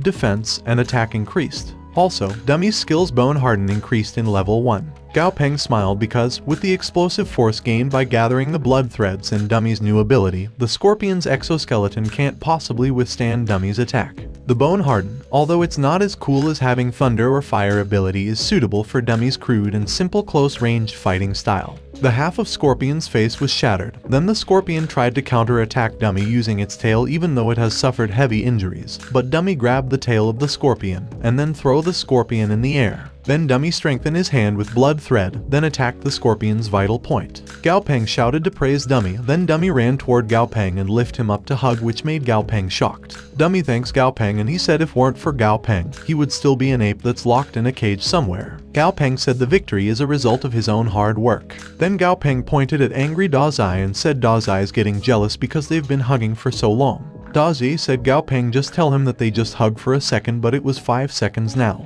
Then Dazai jumped toward Gao Peng because he won a hug too, which made Gao Peng shocked. Gao Peng tried to push Dazai away while looking at the other examiners, and he noticed that the other examiners killed their opponent faster than he is, and there were no visible injuries on their familiars' bodies. Gao Peng thinks the girl candidates and her familiar sure are something. Meanwhile, the military officer witnessed how the girl win against a commander tier familiar without breaking a sweat. Colonel asks if the girl is from Jun Heng's family. One of the military men said he remembered the girl named Jun Mei Lai and she was Young Heng's only daughter. The general said they are ridiculous and he said he had seen the girl before. The girl has a cold personality, but she's a nice girl. Also, the girl's full name's Jun Moi. One of military officers said he heard Moi didn't go to school after her senior year in high school. Moi just invited a few tutors to her house and spent the rest of her time with an expatriate team of the New World Allied Government. Commander Tan said it was true, and Moi is a trainee of the New World Allied Government's Black Flag. The military officer said Moi should be extremely talented.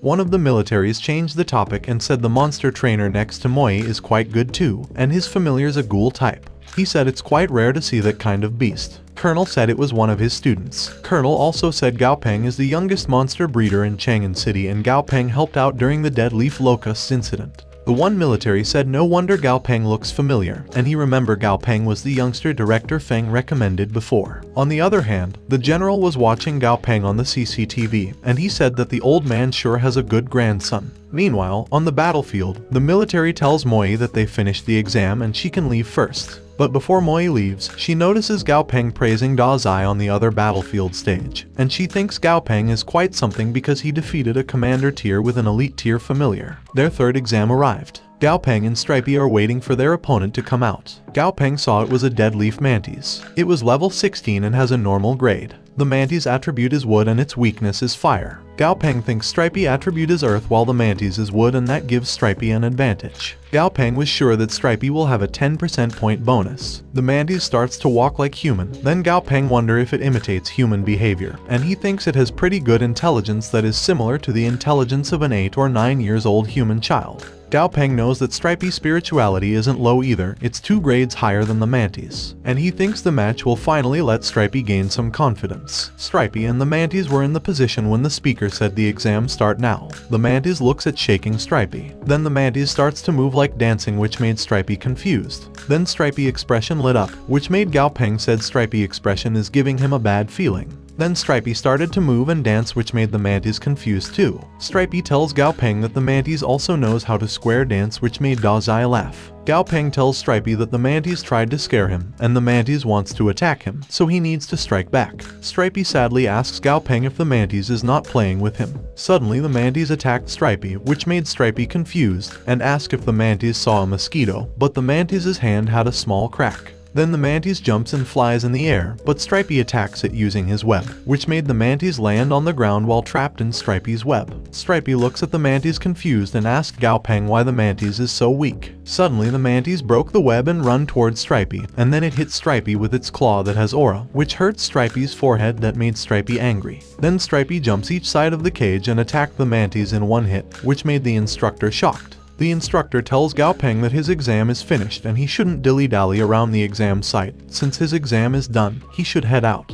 Gao Peng understand and said okay. Meanwhile, in the waiting area, other students said it's been an hour, but the first batch hasn't come out yet. The other student responded that only Moi from area A has finished the exam, and Moi has a military background. Suddenly, the waiting area door slowly opened, which made the other students wonder if someone finished the exam. Gao Peng and his beasts come out of the door, which made the other students shout that it was Gao Peng from Area A. And they think people are already heading home while they're still stuck there queuing, and it's the true difference in strength. Also, other student thinks Gao Peng is such a poser. After the exam, Gao Peng decided to check something and he was shocked by what he saw. Gao Peng wondered if the ruined villa is the new villa he bought and if the villa get run over by 100 huskies. Gao Peng goes inside the villa and saw that his villa was destroyed, which made Gao Peng shocked. Suddenly Gao Peng noticed something behind his sofa. Then he angrily orders Stripey and Dazai to get the guy who trashed his house that had the guts to stay at the crime scene. Dummy steps forward in front of Gao Peng and Gao Peng thinks Dummy is so considerate because he knows to protect him even without his command.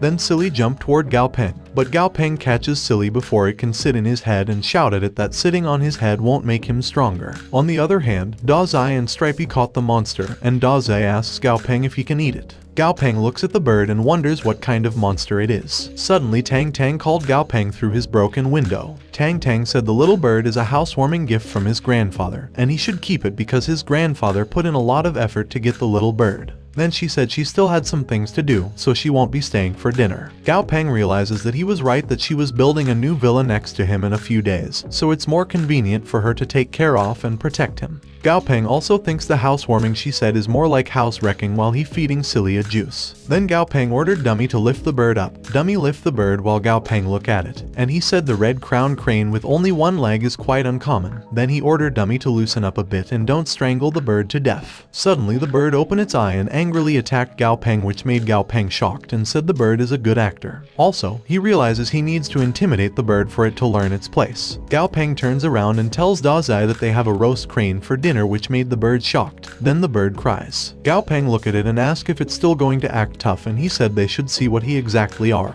The bird's monster's name is a flaming red crane that's still in infancy. The bird level is 6 and its present grade is epic, and when promoted to commander tier, its grade would become perfect. When promoted to lord tier, its grade would change to excellent. The bird's attribute is fire and its special characteristic is unawakened. Also, the bird requirements for promotion are 500 Jin of Burning Heaven Crystal, 3 Prime Mystery Fruits, and 1 Fire Marrow Pulp. Gao Peng said although the flaming red cane has the same grade as Dummy, it will automatically reach Lord tier when it grows up. Dummy's promotion to Commander tier was only because he received enlightenment after fighting in numerous battles, and he thinks the bird Lord tier familiar will surely be a very powerful monster in the future. While Dazai looked at the bird dreaming it was food. Gao Peng looked at the bird while handling a pack of mealworms and said once he enter his house, he become his familiar, then he give the bird a mealworm, which made Dazai sad because it was his mealworm treats. Gao Peng bends down to face the bird and tell that since he has 3 flames in his name, he'll call the bird Flamey, while Dazai is in the side angry and sad, and was Silly floating to Dazai offering his juice to Dazai.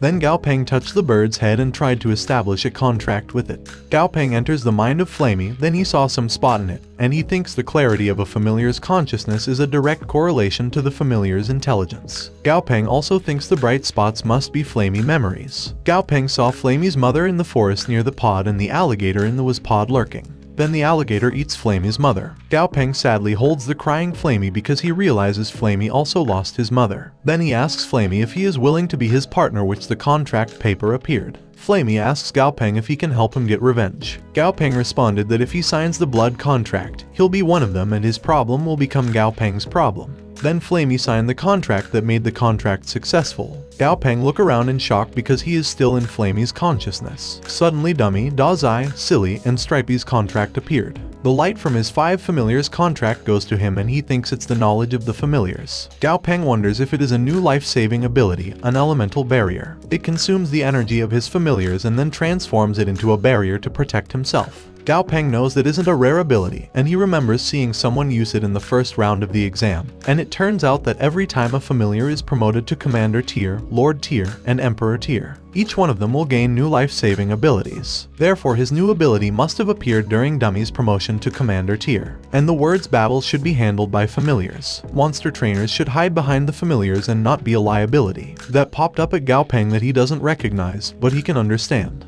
Gao Peng thinks it was weird that a monster trainer is a profession that's been handed down by the previous generation. The blood contract states that the memories passed down from previous generations will be unlocked as the familiar becomes stronger. Then he wonders if could it be that there are existing monster trainers in other places. Gao Peng set aside his question because it was out of his reach, but his life-saving abilities are branded in the depths of one's soul, and he thinks there's no way that he teaches the moves to other people. Gao Peng also understands the word Tang Tang told before that he should keep the shifting constellations ability a secret because people would definitely place their attention on him if they find out that he has a life-saving ability that can be shifted to another person without any restrictions. Gao Peng realizes that Tang Tang and his grandfather are way scarier than he thought, and he doesn't know if he'll be any of help to his grandfather with his current ability. The next day, Dummy, Dazai, and Stripey are training outside the villa while Gao Peng reads a book and relaxing on the side. On the other hand, Flamey looks at the tree, then Flamey attacked the tree using its beak continuously. Gao Peng noticed it and said Flamey has hatred rooted deeply in his heart and Flamey's is training so hard just so he can avenge his mother one day.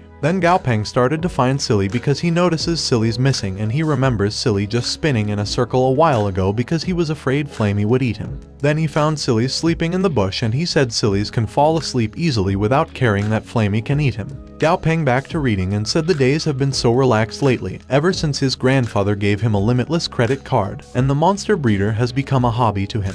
Gao Peng also said the book he's reading is by director Feng and it was really good. Then Gao Peng sits back and clicks the digital bracelet in his hand because he remembers the exam result is released today. The virtual screen said the account has been logged in from another location and the location of the login is in the Southern Sky Group Temple Tower, Yuzhou. Gao Peng realized his grandfather saw it first, which made his grandfather sneeze and wonder who talking ill about him behind his back in the other place. Gao Peng doesn't mind his grandfather and clicks the virtual screen to check his result. The virtual screen showed his name, age, and the score is 710 points. Also, Gao Peng total score for all 3 exams is 700 and his additional score is 10. Gao Peng happily saw that his ranking is the first place in Chang'an City and he said he did well. Suddenly his phone rang and it was an unknown number. Gao Peng answered it and the person on the other line said Gao Peng have qualified to take part in the second round of the Monster Trainer College entrance examination.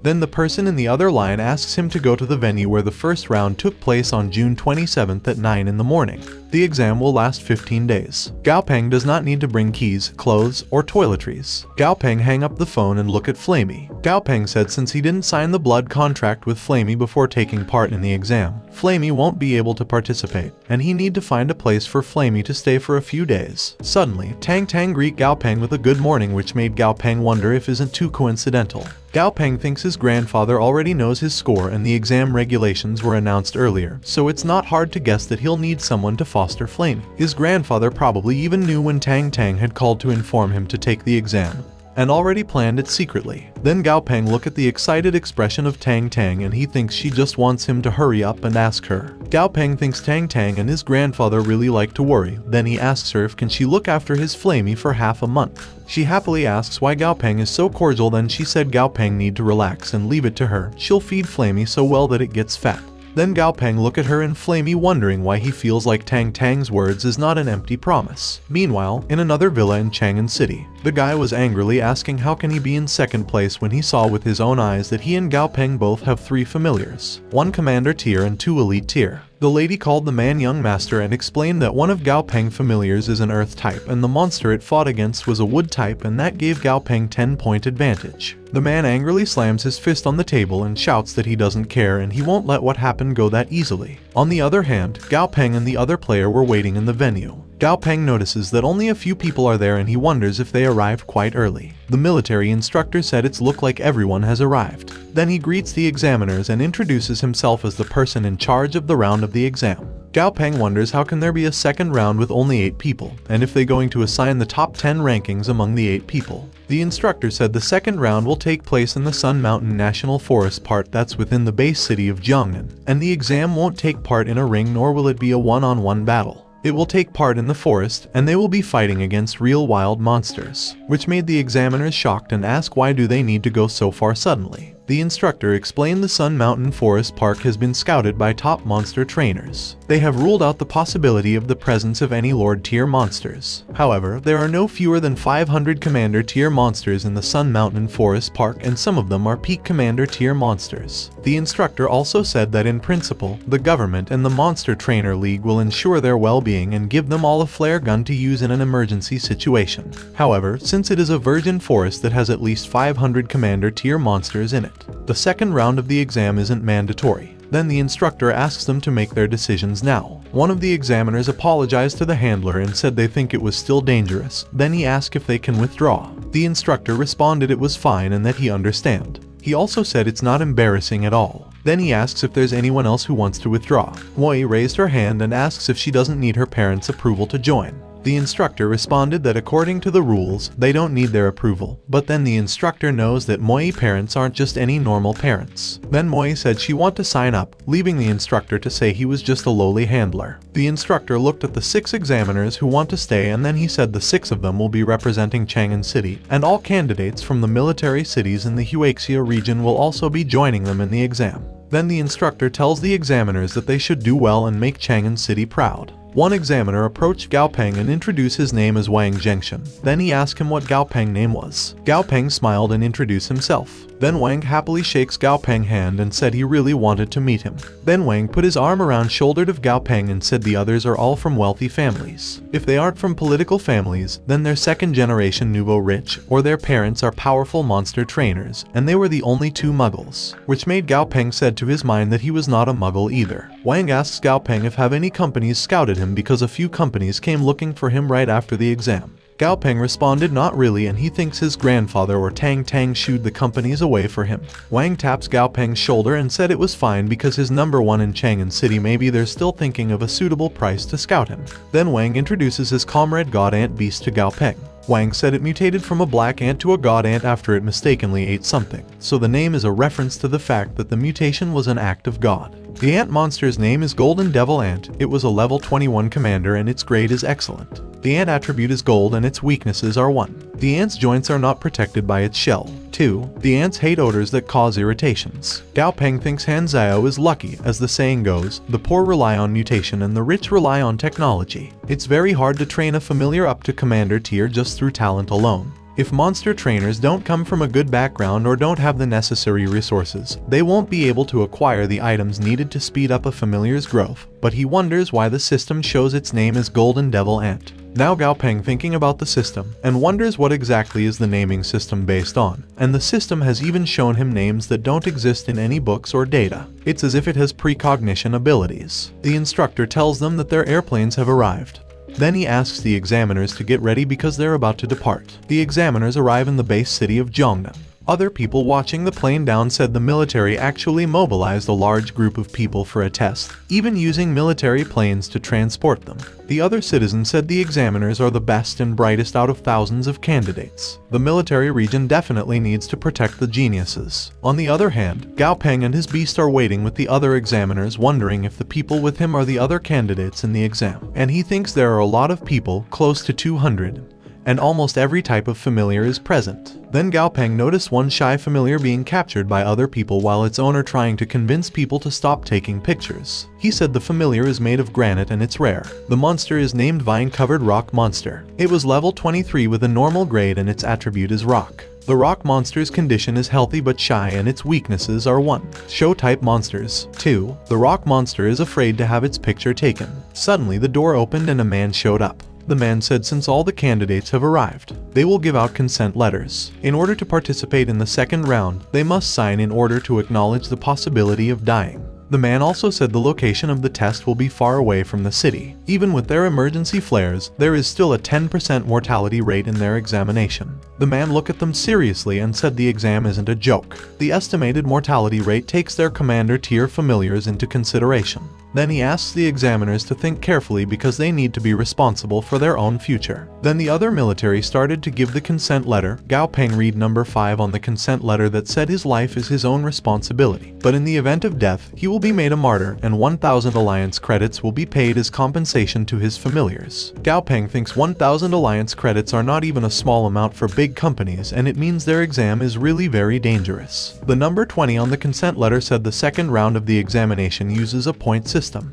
Within the forest of Sun Mountain, there are a lot of target pillars set up. Destroying the pillars and killing the monster will grant him points, which made Gao Peng think a competitive pressure is high. The man said since everyone has looked at the consent letters and been given the details of the second round of the exam, he'll now announce some information about the third round. The man explained that they will choose the top 12 candidates with the highest points to take part in the third round, and the third round is said to exceed the boundaries of the Monster Trainer College entrance examinations. It even has its own name, the Alliance's Strongest Youth Monster Trainer General Assembly. Suddenly the man shouted that those who perform well, including their familiars, will be bestowed a title. Also, the last round of the competition will be broadcasted live globally. The battles between their familiars will be shown to everyone around the world, which made the candidates excited about a universally recognized title, but Gao Peng said they're so 8th grader. Then Gao Peng looked at his beasts and said he should think about it more. A title with the word king would be nice, and he thinks, after all, there are so many titles that suit him, which made Da Zai and Silly so done with him. At the Sun Mountain Forest entrance, the man in the helicopter said the second round of the examination will now begin, and they will officially start in 20 minutes. They need to head in the direction indicated by the helicopter's searchlight and reach the target destination within the time limit. Gao Peng tells Dummy, who's holding him, Silly, Da Zai, and Stripey to move.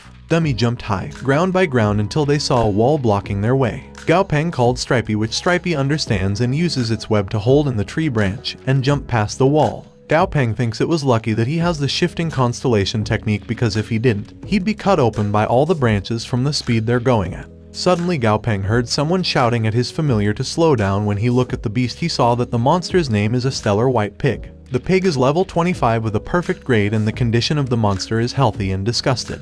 Gao Peng knows that usually, the trainer is the dominant one in the trainer-familiar relationship. However, there are exceptional cases when it's reversed, especially if the trainer has a weak personality. Even so, getting despised by a pig is a bit sad. Then Gao Peng ran past the pig and its owner. Then Gao Peng and Silly give thumbs up to the owner and shouted, "All the best, pig riding boy." This made the boy wonder why would Gao Peng wish him, and he thinks Gao Peng must be a nut job. On the other hand, in television, the speaker said they have a candidate from Yanjing district and his registered familiar is a fire-type bird type. Tang Tang tells Chubby Flamey to relax because Gao Peng will appear on the TV soon. Then Flamey excitedly touched the TV because the TV showed Gao Peng, and the speaker said they have a candidate from Chang'an City. Gao Peng has 4 registered familiars, and Gao Peng is Chang'an City's top scorer. Gao Peng is also one of the popular candidates for the top 12. Tang Tang tells Flamey to eat more so he can become stronger, then he can follow in the footsteps of his master while holding a freshly cooked fish. Flamey sadly grabs one fish while Tang Tang happily looks at him. On the other hand, in the forest, the pig looks at Gao Peng and suddenly stops, which made its owner thrown in the ground.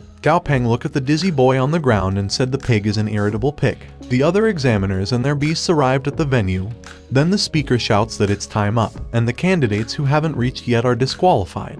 Then the speaker in the helicopter said before they all enter Sun Mountain, he has a few things to say. He said right past the entrance they have placed field combat backpacks with compressed biscuits, canned food, and bottled water inside. It'll guarantee them an additional hour of survival in emergency situations, and each person may only take one. The speaker also said there were a total of 197 candidates for the second round examination, and in the end, 150 of them signed the agreement. The man said he was pleased because that is a higher percentage than they expected, and it seems there aren't many cowards among them.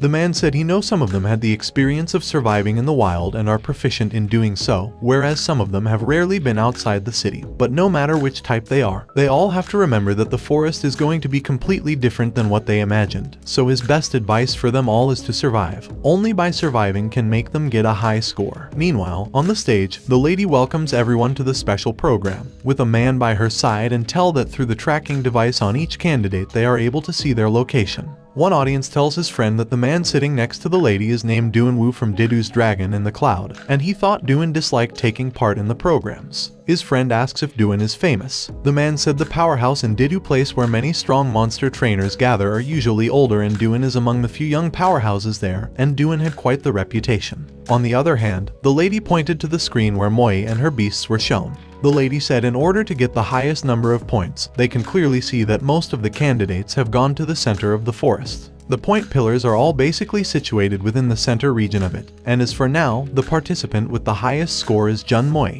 The lady tells the viewers that the first place candidate is a girl, and that is most definitely unexpected.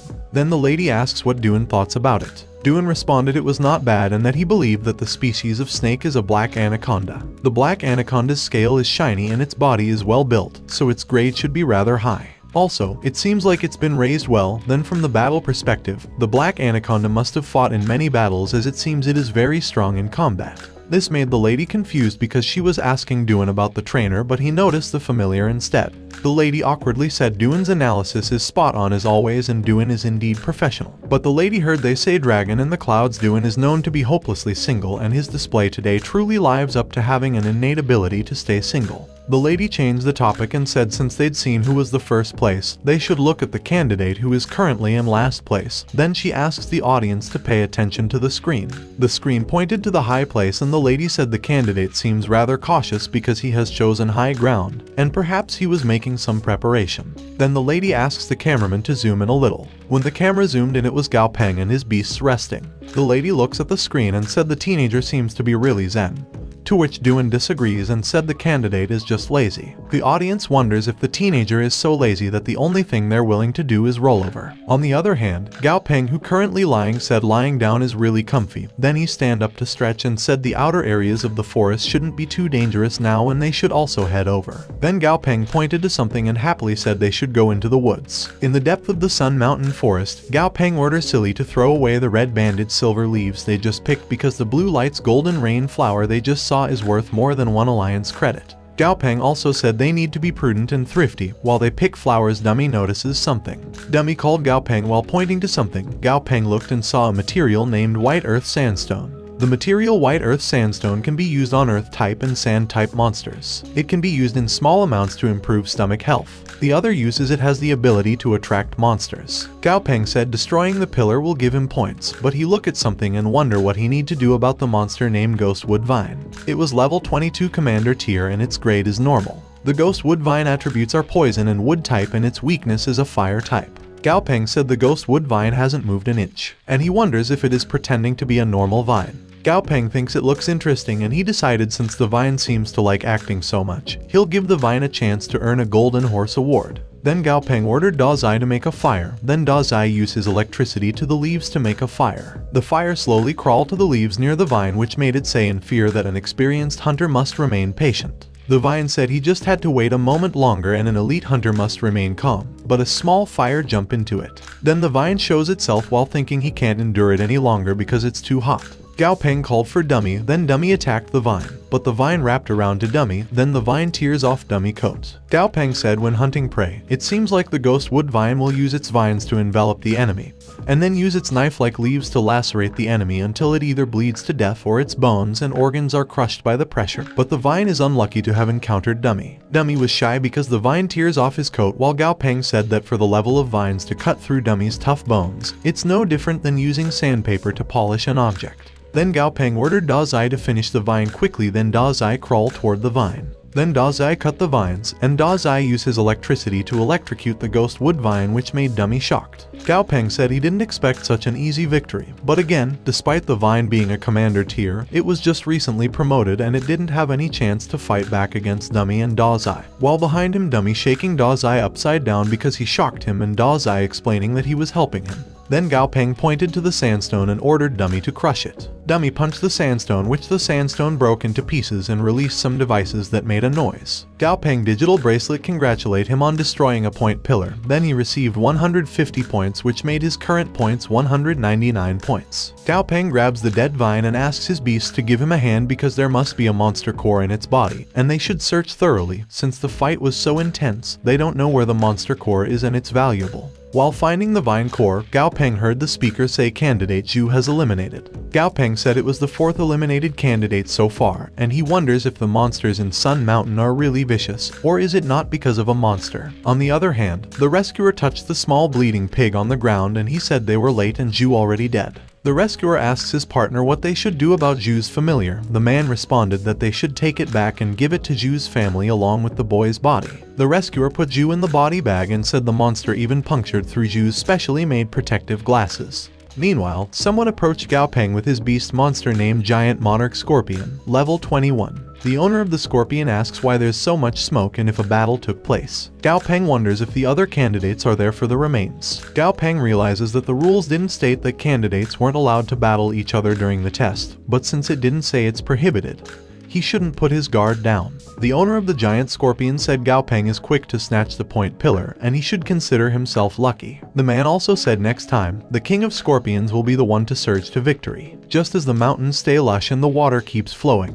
they're bound to meet again someday in the future, which made Gao Peng think the man had an 8th grader syndrome. On the other hand, on the stage, the lady looked at the screen and said it looks like there was no conflict between the two candidates. Then she explained that the examination doesn't actually prohibit fighting between the candidates, but it's definitely not a good thing. Duan responded that it's actually realistic that way. Duan also said the exam isn't a fighting match and they won't be stepping into a ring for one-on-one fights, but the real wilderness is crueler and bloodthirsty. He explained that in the wilderness, killing and looting are common occurrences. After killing a person, one could simply dump the body anywhere in the wild. There wouldn't be a scrap of bone that would remain the next day. It's not an important base city with cameras installed. It's a place with no rules to protect them, and in order to obtain treasures, precious monster parts, or even the offspring of powerful monsters, murder is quite common. Meanwhile, in the depths of the Sun Mountain forest, Gao Peng and his beast are finding and collecting materials. Gao Peng smells something rotten and he said the place is too quiet and that's weird. Then he tells his beast to keep a lookout for any suspicious movements while they're collecting materials. Suddenly something moves behind the bush that Stripey notices. Then the rabbit jumps out of it. Gao Peng said it was just a unicorn rabbit and it was a false alarm, which made his beasts relieve. Suddenly something showed up behind the bush and stabs the rabbit. Then it goes back to the bush leaving a dying rabbit on the ground. Gao Peng orders his beast to fall back while thinking that he can't see the monster's attribute just from a segment of its limb. He'll need to see much more of the monster before he can tell since it's hiding in the dark. He can't see it, but it can see them. Gao Peng knows it isn't the time to act tough. Gao Peng orders his beast to run. While running, Gao Peng knows that they still lack long-range offense attacks. Otherwise, they could probe the monster and get a look at it. He would be able to know its attributes and weaknesses. They wouldn't have to take such a passive approach. Gao Peng and his beasts run, while Gao Peng tells his beast that the distance between them now is about 40 to 50 meters and they were almost. Suddenly the monster's limbs showed up, which made Gao Peng shout that the situation is not good. Then the monster limbs attacked Gao Peng, which Dummy tried to block. But the monster limbs hits Gao Peng back, which made Dummy shocked. The damage transferred to Dazai that made Gao Peng shocked and said Dazai suffered such a heavy blow even with the elemental barrier skill. Dummy grabs the hurt Dazai and Gao Peng, while Gao Peng orders Stripey to use his spider silk. Stripey uses his skill, which made the monster's limbs trap. Meanwhile, in the surveillance room, one military said they can't let the corpse mutation dream insect continue anymore because it has already killed one monster trainer. The insect knows that the trainer has a weaker defense than the familiars, so it's attacking the trainer first. The man read the paper that said White Rose is currently 5 kilometers away from the target location, and she should arrive just in time for the rescue. The captain said one person already died at the hands of an insect monster, and if they have more fatalities, don't they think the governments are crazy? They said to be prepared for the possibility of death and that it's a more realistic experience and training for their cadets. The captain also said now that someone actually died, the governments are more anxious than anyone else. The military man responded that the military officer has always been like that and that isn't the first time. But the military man said Gao Peng is behaving a bit too cowardly. The captain responded that isn't cowardice, it was a strategy. Knowing when to advance and retreat, understanding when to give and take, that's are the most important factors for a successful individual. Every great general has lost a battle. Even if you were to think he's invincible, he'd eventually lose because of his own arrogance. The man fearfully said their captain is right. Then he asks his captain how Gao Peng know if he could beat the monster or not after such a brief encounter. Suddenly the man watching the CCTV shouted in shock. The monster was named Dream Stick Insect. It was a corpse type mutation. The insect is level 35 with excellent grades and its attribute are 1 wood type, 2 corpse type, The insect weaknesses are 1 fire type, 2 metal type, 3 within the region of its abdomen. There's a white spot that's the size of a rice grain, and attacking the white spot can cause fatal damage to the dream stick insect. The other small beast is running out of the forest, and Gao Peng said that just locating the insect's weak spot will cost him his life, and he should just forget about fighting it and run. The insect readied its limb, then it attacks and hit Stripey's leg, which made Stripey leg bleed. Gao Peng shouted at Stripey, but Stripey just shouted at Gao Peng to run while the monster was ready to kill Stripey. Angry Gao Peng shouted that they were not running anymore and they'll finish the insect off today. Then he said the insect's abdomen has a white spot that was the size of a rice grain and that its weak spot. Dummy angrily screams and uses his blood thread to harden his bone, then Dummy jumps toward the insect and punch it in the face. Gao Peng said the dream stick insect's main method of attack is to use its extendable spear-like limbs to impale enemies, but against a monster like Dummy with no flesh and blood, it'll have a hard time. The insect pierced Dummy using its limbs. Gao Peng thinks it's bad, although the insect won't be able to deal with any fatal injuries to Dummy. As of now, Dummy's stuck because of its limbs and can't pull back to launch any attacks. Dummy grabs the insect's limbs and holds it. Gao Peng realizes Dummy isn't stuck. Dummy is afraid that the enemy would attack them if they retreat. Then Gao Peng shouted Dummy to dodge the insect's attacks, and he doesn't need to force himself because they're already at a safe distance. Then he orders Dummy to counter the insects because he can beat it and he should try to find its weak spot first. Suddenly Dazai stand up, which made Gao Peng shocked. Dazai said he won't allow the insect to bully his friends, then Dazai crawled to the insect's body. On the other hand, in the sky above the Sun Mountain forest, the woman with his bird beast tells Gao Peng not to die yet. Below her, Gao Peng shouted at Dazai to crawl up to the insect's abdomen, while Dummy held one of the insect's limbs and Dazai crawled into its body. Dazai saw the white spot, but the other insect limbs attacked Dazai, which made Dazai fly in the air. Then the insect angrily stabs Dazai using its limb. Gao Peng and Silly shouted Dazai's name in shock, and Dummy saw Dazai falling to the ground. Dummy angrily shouted Dazai's name and broke the insect's limbs. Then Dummy grabbed the other limb that was inserted into his body and pulled it out. Then Dummy stabbed the insect's eye, which made the insect shout in pain and stabbed Dummy in the heart. Dummy falls into the ground while Gao Peng shouts Dummy name. Gao Peng knows that they need to quickly get out of the stalemate. Although the dream stick's insect looks bleak and bloody because it has lost an eye, it hasn't actually sustained any major injuries because its combat power is still above theirs. Gao Peng wonder what should he do when Stripey, Dazai and Dummy have all suffered injuries of varying degrees. Dazai still stands up, which made Gao Peng shocked and asks Dazai to hit the insect's white spot with his electricity. Dazai hit the insect's white spot, but the insect is still alive. Gao Peng thinks they almost had it, but he thinks it was effective. Then he tells Dummy to distract it, and made Dazai hit it again. On the other hand, the woman called the military and said she had arrived at the scene. Then she asks if she engage or stand by and observe. The person on the other line orders her to exterminate. Then the albatross uses its power on the insect. Gao Peng looked at the beast and saw the monster named Light Albatross, and it was level 38. Gao Peng knows it's the military beast. Then the albatross fly behind the insect, then it grabs the insect and flies away, which made Gao Peng wonder why it flew away just like that. Then Gao Peng fell to the ground and said it's fine if they had continued to fight. They would have been completely annihilated. Meanwhile, in the surveillance room, one military said luckily White Rose was fast enough. Then the other military said Gao Peng isn't bad, and if is not wrong. The two familiars are both commander tier and own 2 commander tier familiars at the young age is quite rare. The captain said trying to defeat the dream stick insect with the 2 commander tier familiars is still too difficult. Then one military asks their captain why he let the White Rose exterminate the insect when, based on initial instructions, they were not allowed to interfere until they received the emergency signal. The captain angrily responded that a candidate has died after all, and the higher-ups need to make sure the number of monster trainers doesn't drastically dwindle. The captain also said it was a mistake. Having good results in a match doesn't mean they can perform well in a real fight in the forest, and they're still too inexperienced. On the other hand, in Sun Mountain Forest, Gao Peng beasts are resting. While Gao Peng checks on Dazai, he notices that the wound had already started to heal and familiars are sure to have great vitality. Gao Peng looked at confused Dazai and said Dazai's flesh looks like the meat of a fish because it's tender. Dazai notices Stripey crying while holding his broken leg. Dazai crawled to Stripey and said he wanted to eat Stripey broken leg. Stripey angrily responded he treat Dazai as his big brother, but he want to eat his leg. Dazai explained that after he eat it, his flesh grow quickly, which made Stripey sad. Then Stripey cried while giving his broken leg to Dazai and tell Dazai if you want to eat, then eat. Behind them, Gao Peng said even after suffering such a severe injury, Dazai still doesn't forget to eat. Gao Peng also said to think Dazai wants to eat Stripey's leg, just who did it take after. Suddenly, his beasts look at him, which made him ask why they're looking at him. Gao Peng and his beasts continue walking while the speaker said candidate Pan Feng is eliminated.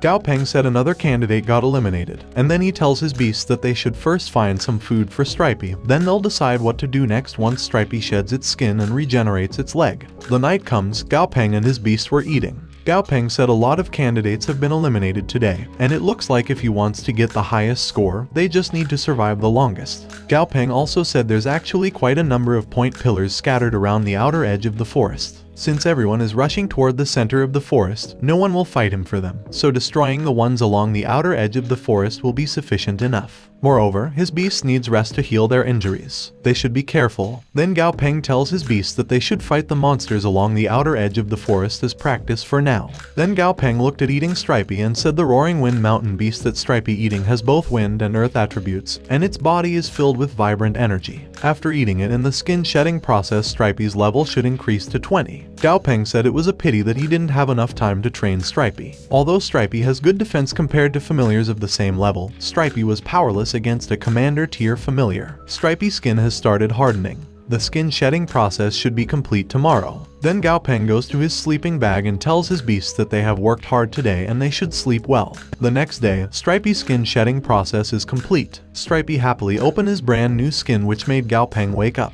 Gao Peng looked at Stripey and saw that Stripey condition is healthy and excited. Also, Stripey level is 20. Gao Peng said Stripey has completely healed and its leg has regrown too. Gao Peng also said now that Stripey's level has reached 20, it's only one step away from Commander tier, and once Stripey reaches Commander tier, he'll have 3 Commander tier familiars, and with Stripey's defense and crowd control, it'll be able to fill the roles that their team is lacking in. Then Gao Peng happily tells his beasts that they should continue and find more point pillars, which made his familiars excited. Gao Peng and his familiars search for point pillars in the forest. Then Gao Peng pointed a point pillar to Dummy, then Dummy kicked the point pillar in half, which made his teammates proud behind. Gao Peng saw a frog in the pod and wondered why the frog looked so familiar to him. The frog monster's name is a blue-skinned frog and it was level 8. The blue frog grease is normal and its condition is healthy and happy. Also, the frog hobby is sunbathing in peace and its weaknesses are 1. Electric, 2. Hate noise. Gao Peng said the frog's name is similar to the green-skinned frog he saw in the valley. Suddenly, the blue frog spits on him, which made Gao Peng angry and wonder why did the data not show the disgusting hobby of the frogs and the bad habit of spitting become part of the nature of the blue-skinned frogs as well. Suddenly, Gao Peng notices the helicam in the air pointing at him, then he smiled.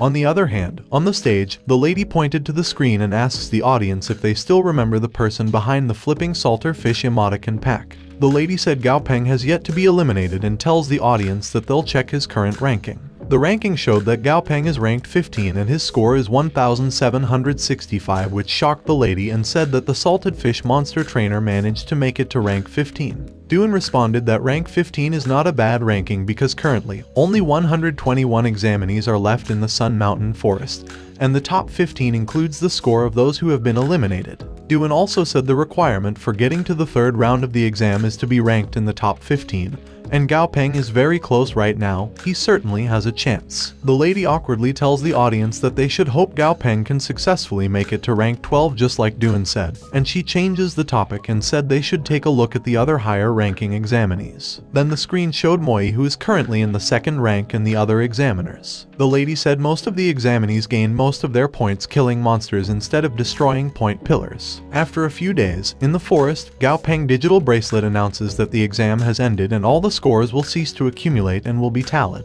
Also, all examinees are asked to move to a safe zone and await transportation.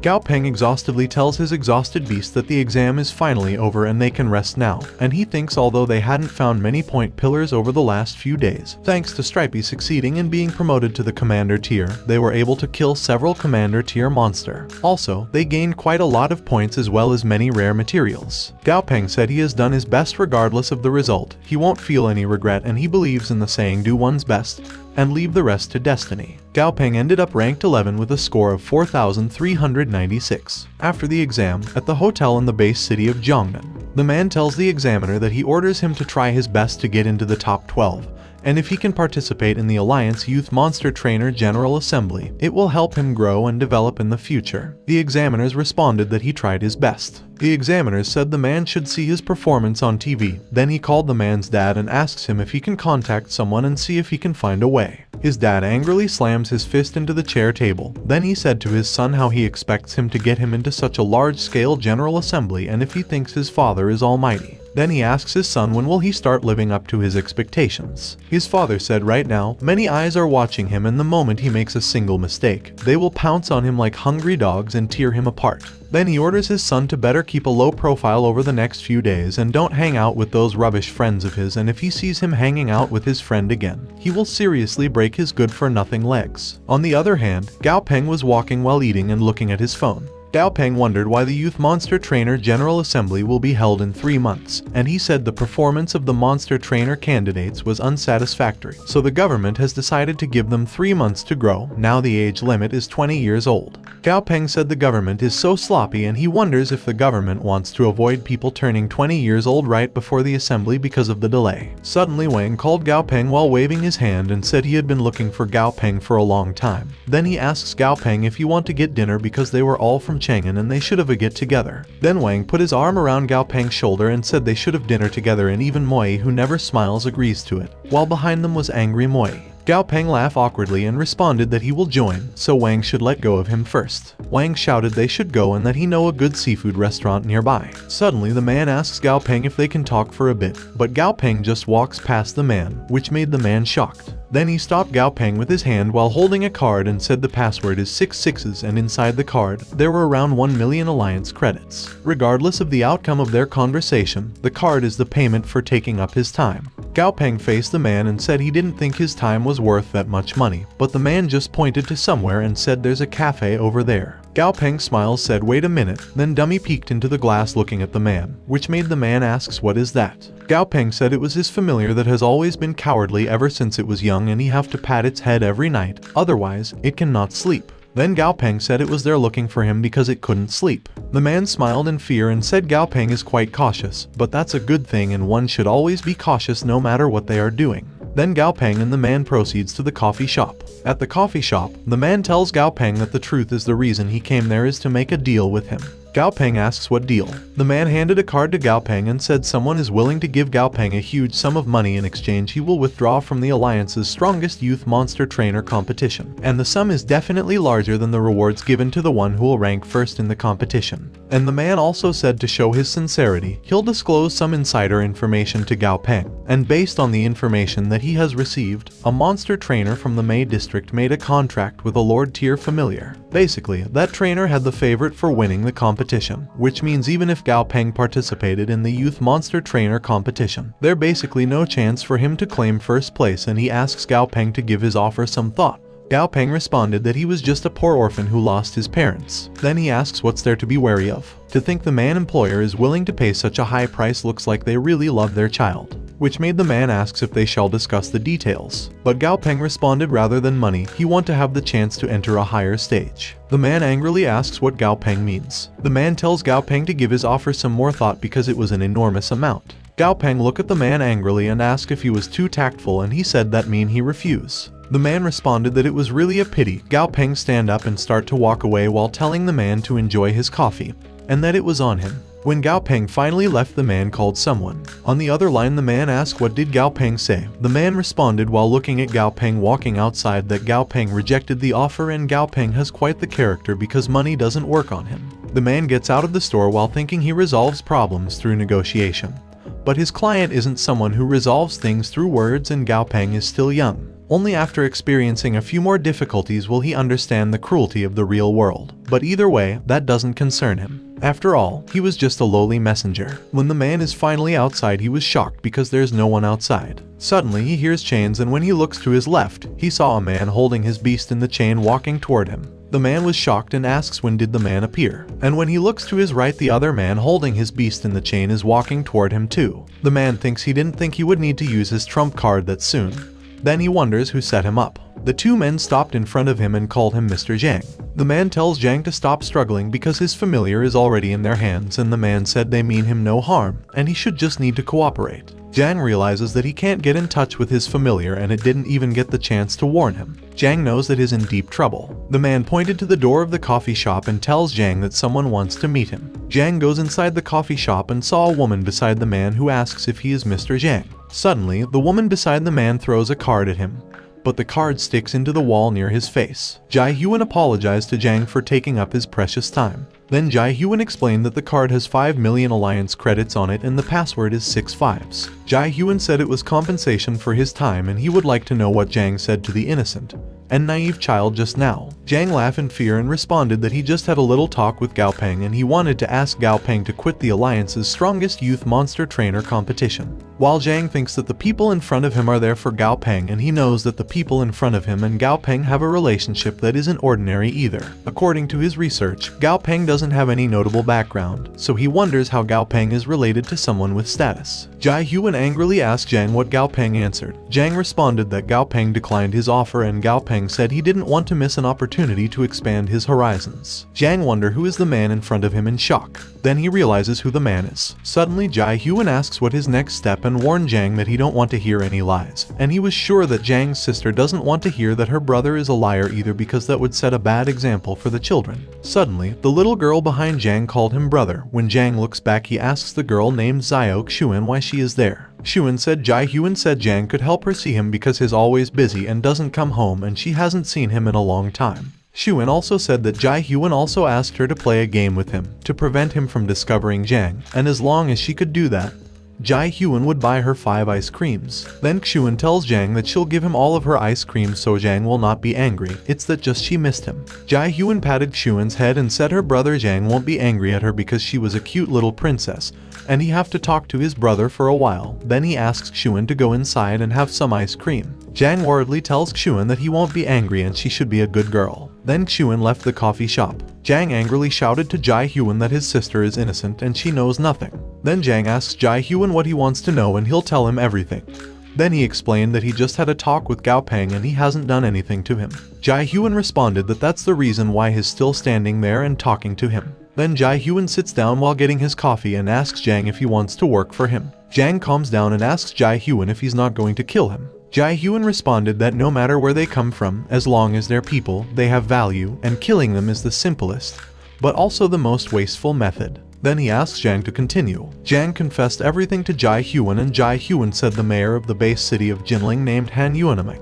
Jae-hyun also said when he received information that someone was investigating Gao Peng, he always assumed it was something big, but to think it would be for such a reason. Then the lady beside Jae-hyun asks him if they should get rid of Hyun. Jae-hyun said no and that they should leave Hyun for Gao Peng to handle himself. The incident occurred because of Gao Peng, so he'll be the one to end it and it'll give Gao Peng a sense of accomplishment. However, Jae-hyun said there's one thing that he agrees with Jang, that is Gao Peng taking part in the competition is really a waste of his time, which made Jang confused. Jae-hyun stands up and looks outside while thinking it's been 4 years since Gao Peng and he last met. On the other hand, Gao Peng was looking outside at his room window glass and wondering who is behind the offer. Then he lay on his bed and said he'll think about that tomorrow. Since he rejected their offer, he was sure they would definitely move on to their next plan, and he'll worry about it when the time comes. Suddenly, someone knocked on his door room, which made Gao wonder why his enemy moved so fast. Then he walked beside his door and asks who is knocking. The person behind the door said it's not good for a young man to constantly oversleep while the doorknob turning. Then someone opened the door. Gao Peng was shocked because he remembered the voice, and when he looked up, Jae-hyun, his grandfather, was in front of him greeting him long time no see. Gao Peng hugged his grandfather while his grandfather told him that he haven't seen him in years and he had grown taller. Then Gao Peng made his grandfather sit. Jae-hyun said he saw Gao Peng's performance during the competition. Then he praised Gao Peng for being great, smart, and courageous. Gao Peng shyly responded that he wasn't strong enough and that he could only scout for point pillars on the periphery. Jae-hyun said being able to preserve oneself is the greatest success, and there's nothing to be ashamed of because he was just like him when he first started the Southern Sky Group. He also took a step back on certain matters, but he is back now, and as long as he's there, no one will ever bully him. Then Gao Peng asks his grandfather if there is anything he can help him with the group, and he said he has a lot of experience in training familiars. Jae-hyun responded that only a few minor characters are still struggling and they can't do any harm to the group. Then Jai Hyun said they should talk about something else. Then he said someone tried to make Gao Peng withdraw from the competition, and it was the mayor of Jinling-based city, named Han Yuanming, and he know Gao Peng refused him, but he has more than one way to disqualify him from the competition, and asking him was just him showing him courtesy before the war. Gao Peng said if that was the mayor then that's a bit troublesome. Then he asks his grandfather what kind of war. Jai Hyun responded that first, he'll ruin his reputation, Han find a girl who will invite him to a meal, then after he and the girl finish the meal, something will happen, and then she'll accuse him of raping her. Then Han will spread rumors, and Gao Peng, a good child with no background, will never be able to depend on himself against such rumors. Then when enough people believe Han, the rumors will become the truth, and they will stick with him for the rest of his life. Then Jai Hyun hopes that Gao Peng can avenge himself and he will help him with all his might, but he thinks it's good to have that as motivation to push Gao Peng himself. Gao Peng thanked his grandfather and said he will remember. Jai Hyun asks Gao Peng if he remembers his words or remembers the person, which made Gao Peng shyly laugh. Then Jai Hyun said they should talk about the main topic.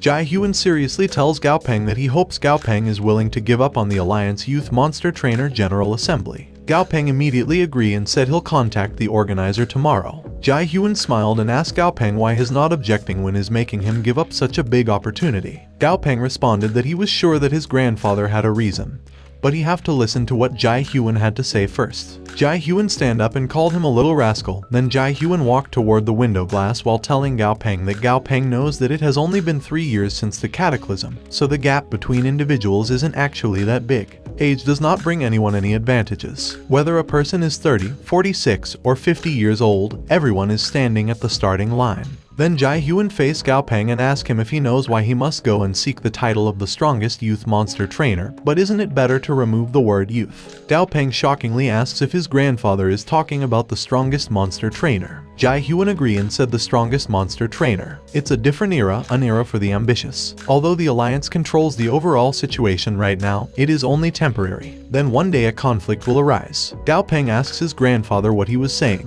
Jai Hyun said if a person could command familiars to destroy mountains and hills, to stir up rivers and oceans, would he still be satisfied with normality, and would he be satisfied with his current position? Then Jai Hyun said a human's greed is always proportional to their capabilities. Gao Peng thinks he can't imagine what the future will be like when such a day arrives. Then Jai Hyun put his hand on Gao Peng's shoulder and tells Gao Peng that he should strive to make himself stronger, and that participating in the strongest youth monster trainer kind of competition will only waste his time because a man should be more ambitious. Gao Peng said he have a question. Then he said when such a day arrives, there'll be strong people who will be willing to maintain order, but there'll also exist a bunch of people who want to destroy the order. Then Gao Peng asks Jai Hyun if he wishes to maintain the order or not. Jai Hyun smiled and called Gao Peng silly. Then he tells Gao Peng that he will protect him. Then Jai Hyun tells Gao Peng that he knows that deep in his heart, is not happy about withdrawing from the competition, so he had a plan. In 3 months, when the competition start, he'll recommend that he participate in the competition as a judge. This made Gao Peng confused, but Jai Hyun said he can help him fight for his spot.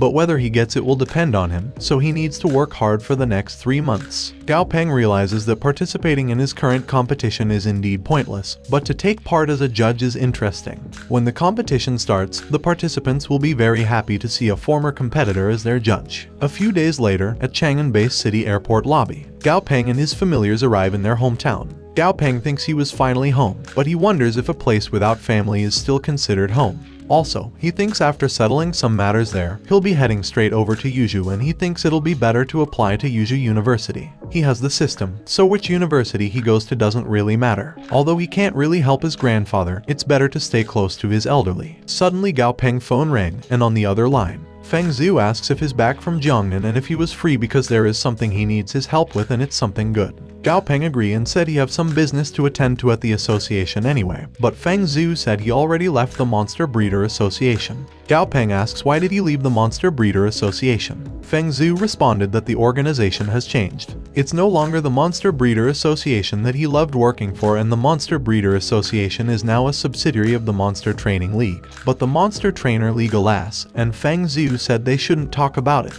Then Feng Zhu said he's working for the military right now and there's a lot to be done.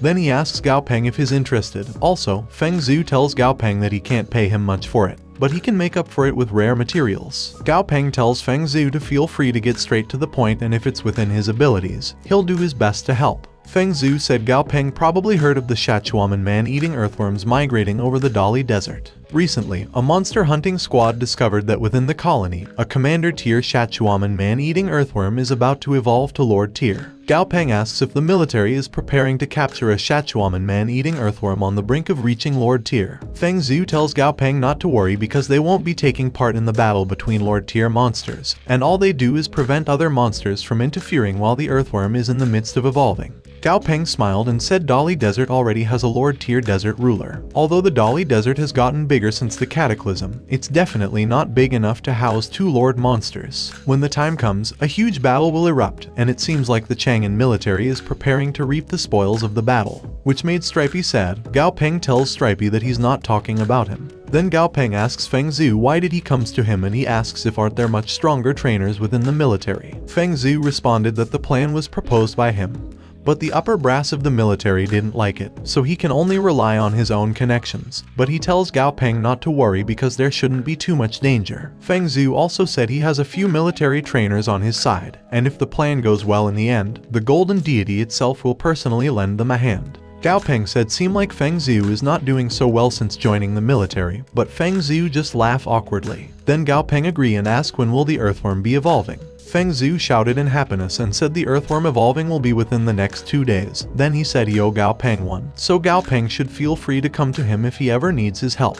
Gao Peng said he should join in the fun and he'll be waiting for Feng Zhu's notice. Gao Peng hung up while thinking a battle of that level is way beyond his capabilities, and if he goes, all he can do is watch. But if he wants to become stronger, he'll have to observe a fight between the strong and expand his horizons. Gao Peng was fetched by Tang Tang and Fat Flamey, which made Gao Peng ask why the fat penguin is with her, but after a second he realized it was Flamey. 2 days after, at Chang'an outskirts, Gao Peng said their destination is not very far and they haven't threaded into the Dark Ember Forest yet. The part of the forest they are currently in is still considered as the periphery. Feng Zhu said any further in and they will be in the territory of the Lord of the Dark Ember, and the Lord has always had a bad temper. It'd be bad to provoke it. Gao Peng looked at Tang Tang familiar and said he didn't know she had such a strong beast. The beast monster was named Shadow Japalura and its was level 39. The Japalura grade is perfect and its ability is Hardened Skin level 2. The Japalura special characteristic is Shadow Assassin, effect 1. The passive effect is when Japalura is silent and still, it will perfectly blend in with its surroundings, matching both color and body temperature to its surrounding.